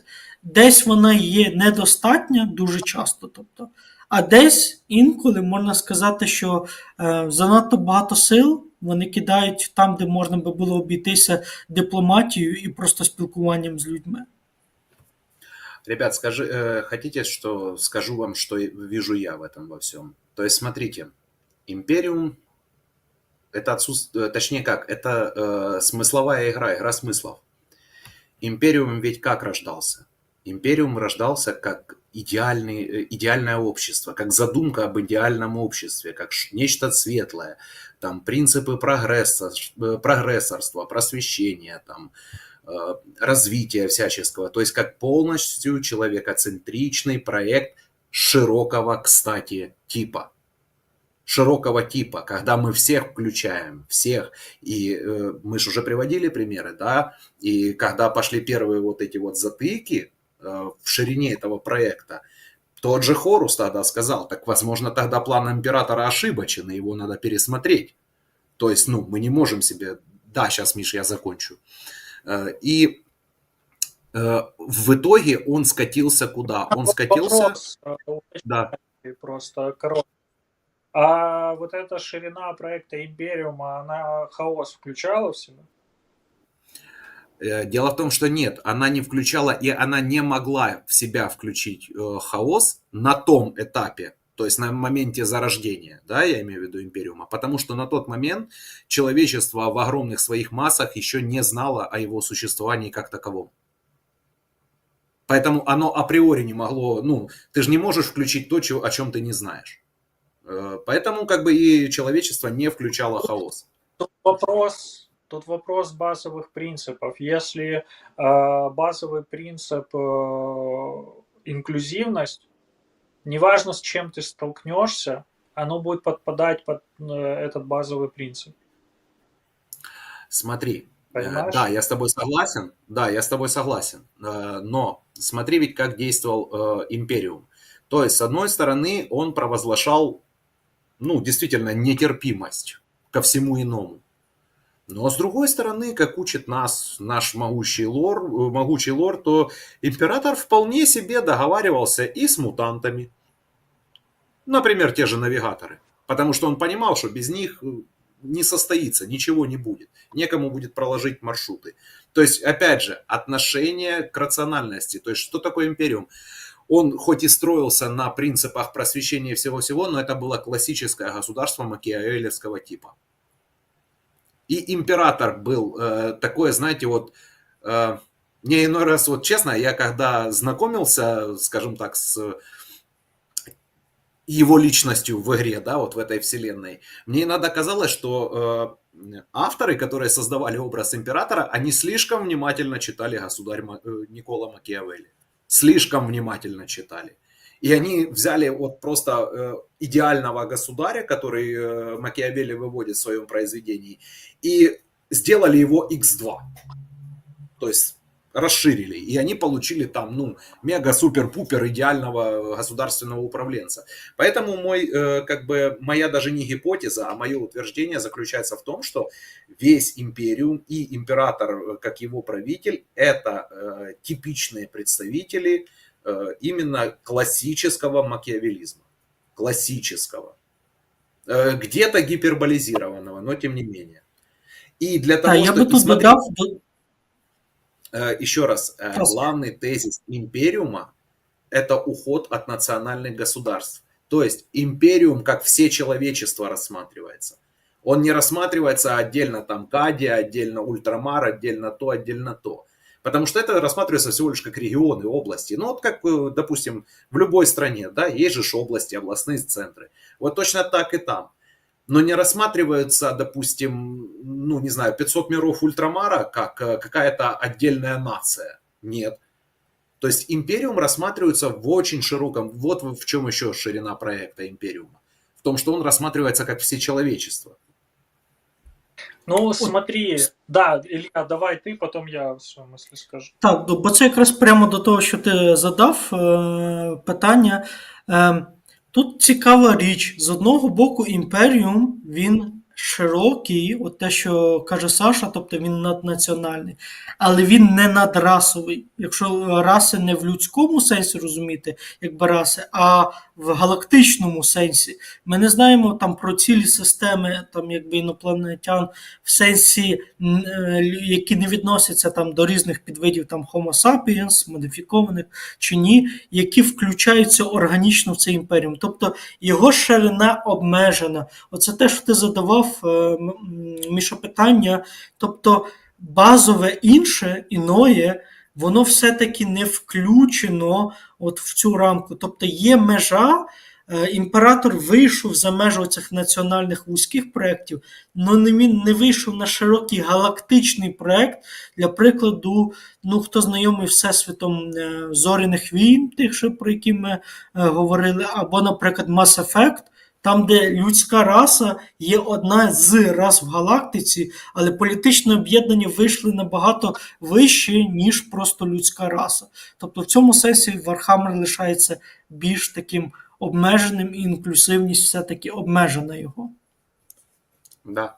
Да, это как раз я этот вопрос и задаю, потому что это же и есть корень вот этого лицемерия и недосказанности, которая потом приводит к тому, к чему приводит. И фигура же императора, вообще его образ взят из произведений Майкла Муркака, который вообще, в принципе, это там фантаст, который придумал, в принципе, понятие мультиверса, да, там мультивселенных, и который придумал концепцию вечного героя, вечного победителя, который там перерождается в разных там обличиях, живет какую-то бесконечную жизнь, там идет какую-то свою судьбу. Судьба это там циклично, она повторяется в этих разных реинкарнациях. И там в чате писали, что люди-то не знали про силы хаоса, но император знал. И когда он формировал этот миф Империума, он прекрасно понимал, с чем они столкнутся рано или поздно. То есть я хотел докопаться до вот этого корня, что сам император это заложил в Империум. И тут как раз случай того, что как вы лодку назовете, так она и поплывет. И Империум это же термин из реальной жизни, из римской традиции, и он обозначал абсолютно конкретную вещь, это военная власть. И, кстати, Империум Не отвечал больше. еще на один такой вопрос. Империум отвечал еще на один вопрос. Это вопрос о роли лидера в человечестве. То есть, что в приоритет поставлено? Просвещать? Вот, кстати, вопрос ко всем, и наших зрителей я тоже прошу по возможности ответить в чате нам. А вообще, что было в корне всего? Просвещать или управлять? Вот какой принцип? Просвещение через там дозволенность, да, там разрешение, развитие там, и так далее и тому подобное, или управление и направление. Вот именно такой, знаете, вот принцип пастыря. Вот, просто... В одном из эфиров у нас на канале как раз Витя Кореневский хорошо раскрывал эту тему. Он показывал, как эпоха позднего просвещения, которая переросла потом, то есть эпоха позднего возрождения, которая вот переросла в эту эпоху просвещения, создала вот эти институты буржуазных клубов, да, вот когда там собиралась там знать и буржуазия, там сливки общества, в первую очередь интеллектуального, это вот и Илья тоже об этом говорил на одном из эфиров, что вот эта будуарная культура, когда и какая-то интеллектуальная элита мыслила о чем-то, на что она не имела прямых рычагов влияния, и формировала какое-то, значит, общественное мнение в том виде, в котором оно тогда присутствовало, и потом выдвигалась претензия к тем, кто управляет на самом деле государствами, что мы тут, значит, придумали, а вы теперь должны это воплощать, это, в принципе, и привело к кризису модерна и постмодерна, который мы сейчас в мире наблюдаем. Когда оторванность интеллектуальных элит, которые думают о чем-то, мыслят какие-то проблемы от прямой власти, которая занимается управлением напрямую и которая имеет другие механизмы обратной связи с обществом и с реальностью, потому что они в непосредственном находятся в взаимодействии с этим обществом и с этой реальностью, чем та оторванная элита, которая о чем-то мыслит в каких-то коконах, где они окуклились в закрытых сообществах и просто исходит из каких-то метафизических позиций, да, поднимаясь над всем. И вот как эти две вещи потом вступают между собой конфликты. Советую посмотреть. И я просто хочу тут мысль развить о том, что, понимаешь, твой вопрос, ответ на него будет зависеть с того, через какую мы призму на это будем смотреть. Потому что просвещение в итоге превратилось в инструмент. Вначале это было какое-то идеализированное такое стремление к тому, что сейчас мы всех, значит, облагородим, а пришло оно к инструменту управления, потому что первая там промышленная революция породила необходимость и спрос на большое количество более-менее образованных людей. И грамотность перешла из разряда какой-то привилегии просто в набор необходимых каких-то навыков, без которых ты не можешь существовать в современном мире. Работу там найти и вообще как-то существовать в социуме. Поэтому, если с этой точки зрения посмотреть, то просвещение является инструментом управления. Ты знаешь, моя гипотеза, но это только гипотеза, прозвучит так, что император пошел, как в том анекдоте, да, когда еврейский бегун бежал настолько хитро, что пришел не только первым, но и вторым. Так вот, император поступил как тот еврейский бегун. То есть он умудрился через управление вести к просвещению. Он умудрился не выбрать что-то одно, да, какой-то императив, извините за каламбур, он точнее как, с помощью одного он вел ко второму. То есть с помощью управления, направления, подталкивания, и я же об этом говорил в начале эфира, что всю жизнь он подталкивал человечество. Ну, пока уже, конечно, да, там не взял власть в свои руки. И тогда он уже, конечно, да, сначала он подталкивал, он направлял по нужному ему вектору, потом, взяв власть в свои руки, он начал использовать именно управление. Он уже решал, что нужно, что не нужно, что полезно, что не полезно. И вот тут у нас в чате Сталкер 235 спрашивал, чому широкий проект Імперіуму не включав, наприклад, и Элдариев? Ну, смотрите, он не включал, потому что вот это то, что говорили Миша и Илья, да, и вот в частности Миша очень хорошо раскрыл это. Это ж банальный, господи, у меня уже мысли путаются, второй час эфира. Как бы это ж банальная ложь Империума. Вот просто банальная ложь Империума, то есть когда ты даешь для, ну, как типа все люди равны, но кто-то равнее, да, то есть ты даешь для одних вроде бы как широкие смыслы, там раскрываешь, все классно, но при этом ты отрицаешь все иное, поэтому он скажем так, на первых порах, да и на последующих тоже, вплоть, по-моему, до нового лора, они старались не взаимодействовать с чужаками, они старались их уничтожать, с ксеносами.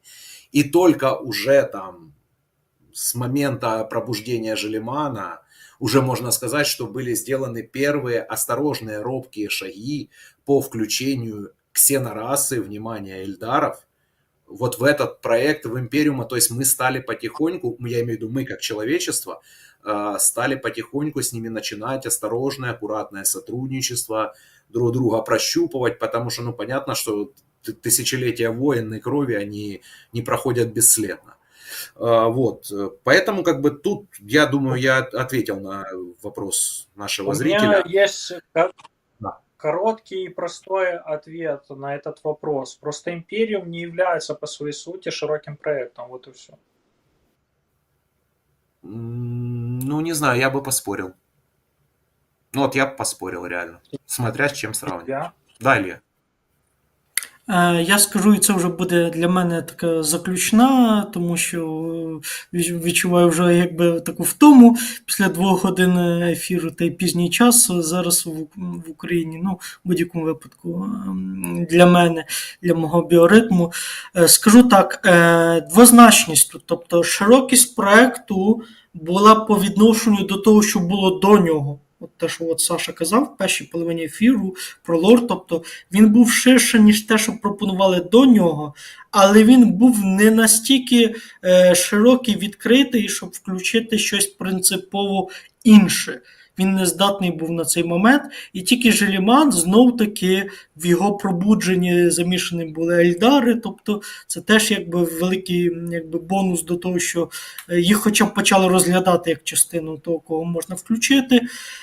Тобто тільки після того, як Імперіум фактично зазнав краху і почалася нова сторінка в її існуванні, над цими питаннями задумались, і як Лев, так і Жиліман пішли по принципу не той, хто не з нами, той проти нас, а той, хто не проти нас, той з нами. Тобто, аж тільки тоді вони почали йти від зворотнього і, скажімо так, організовувати широкий проєкт.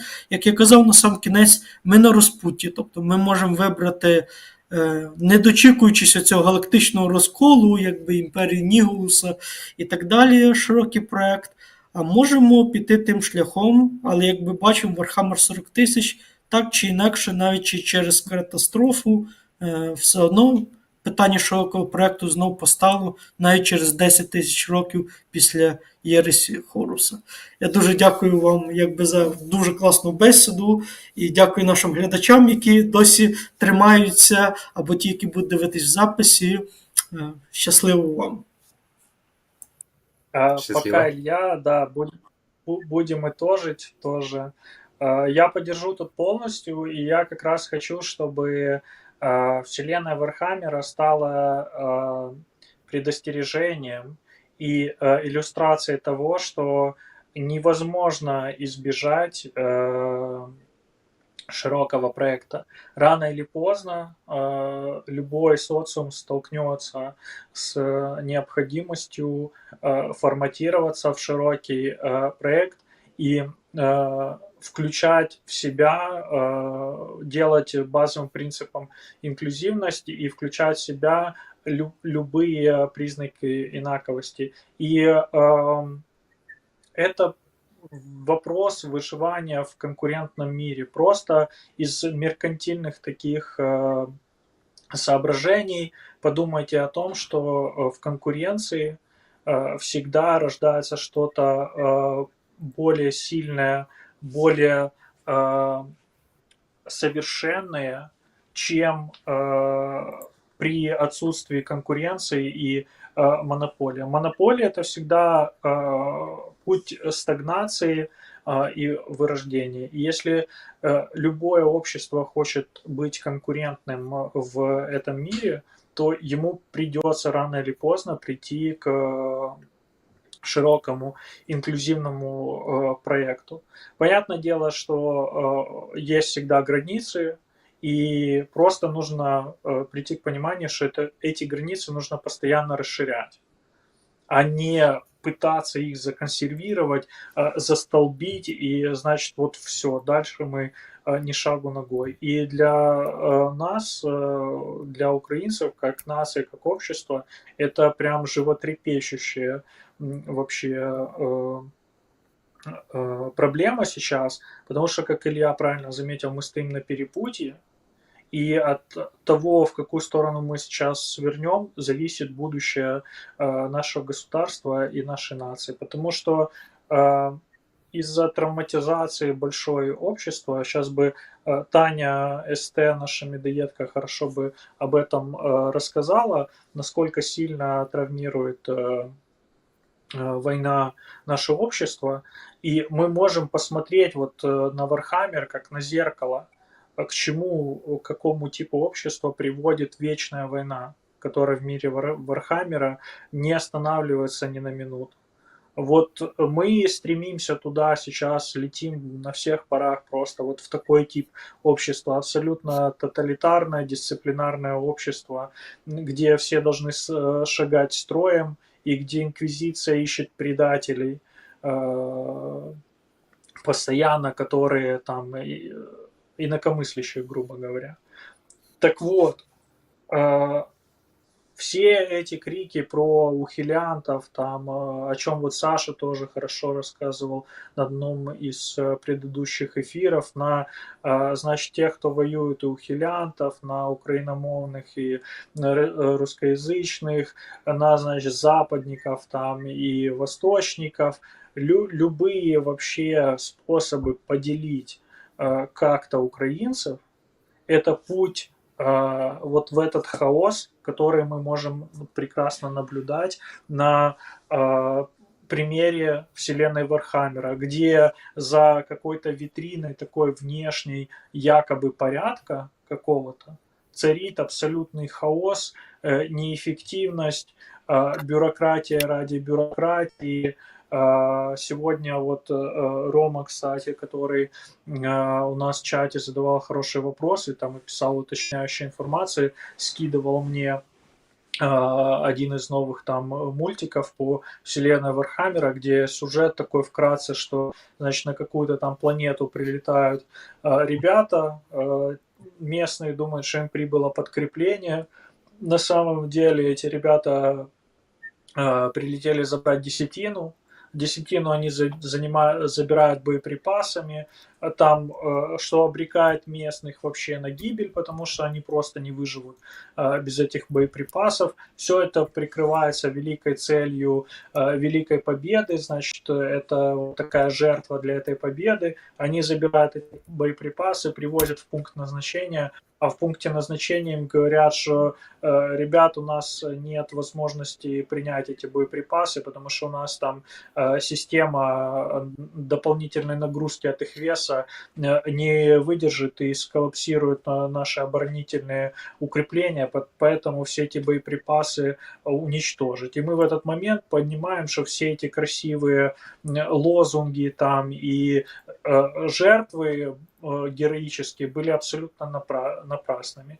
И, как сказал классик, героизм есть только там, где существует преступная халатность.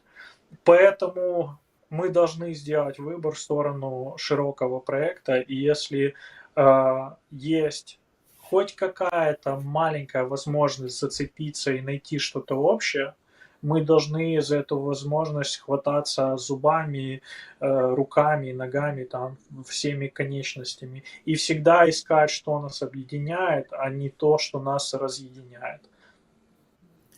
Блин, Миш, вот честно, половина из того, что ты сказал, хотел сказать я в своей финальной фразе.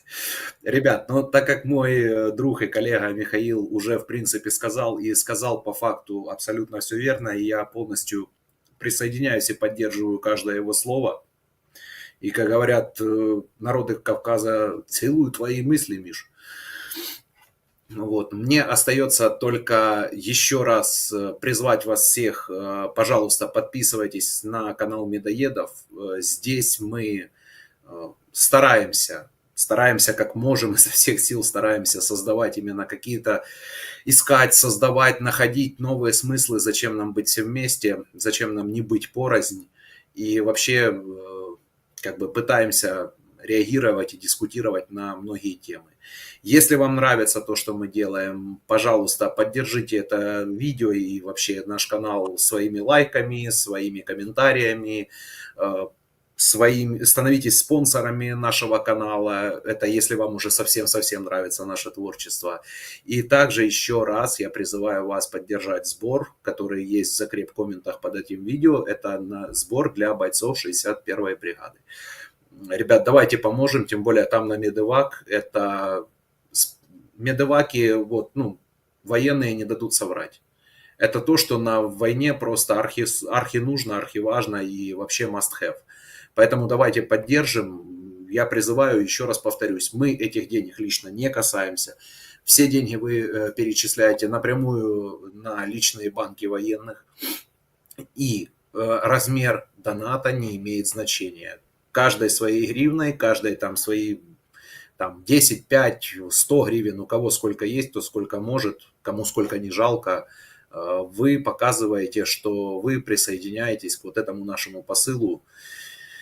Как бы сейчас не пафосно это прозвучало, но стоянию за все хорошее против всего плохого. То есть за свет и порядок и против хаоса. Ну что ж, с вами был клуб Медоедов. Всем спасибо. Всем, кто вне Украины, желаю спокойной ночи. Всем, кто в Украине, желаю тихой ночи. Несите мед.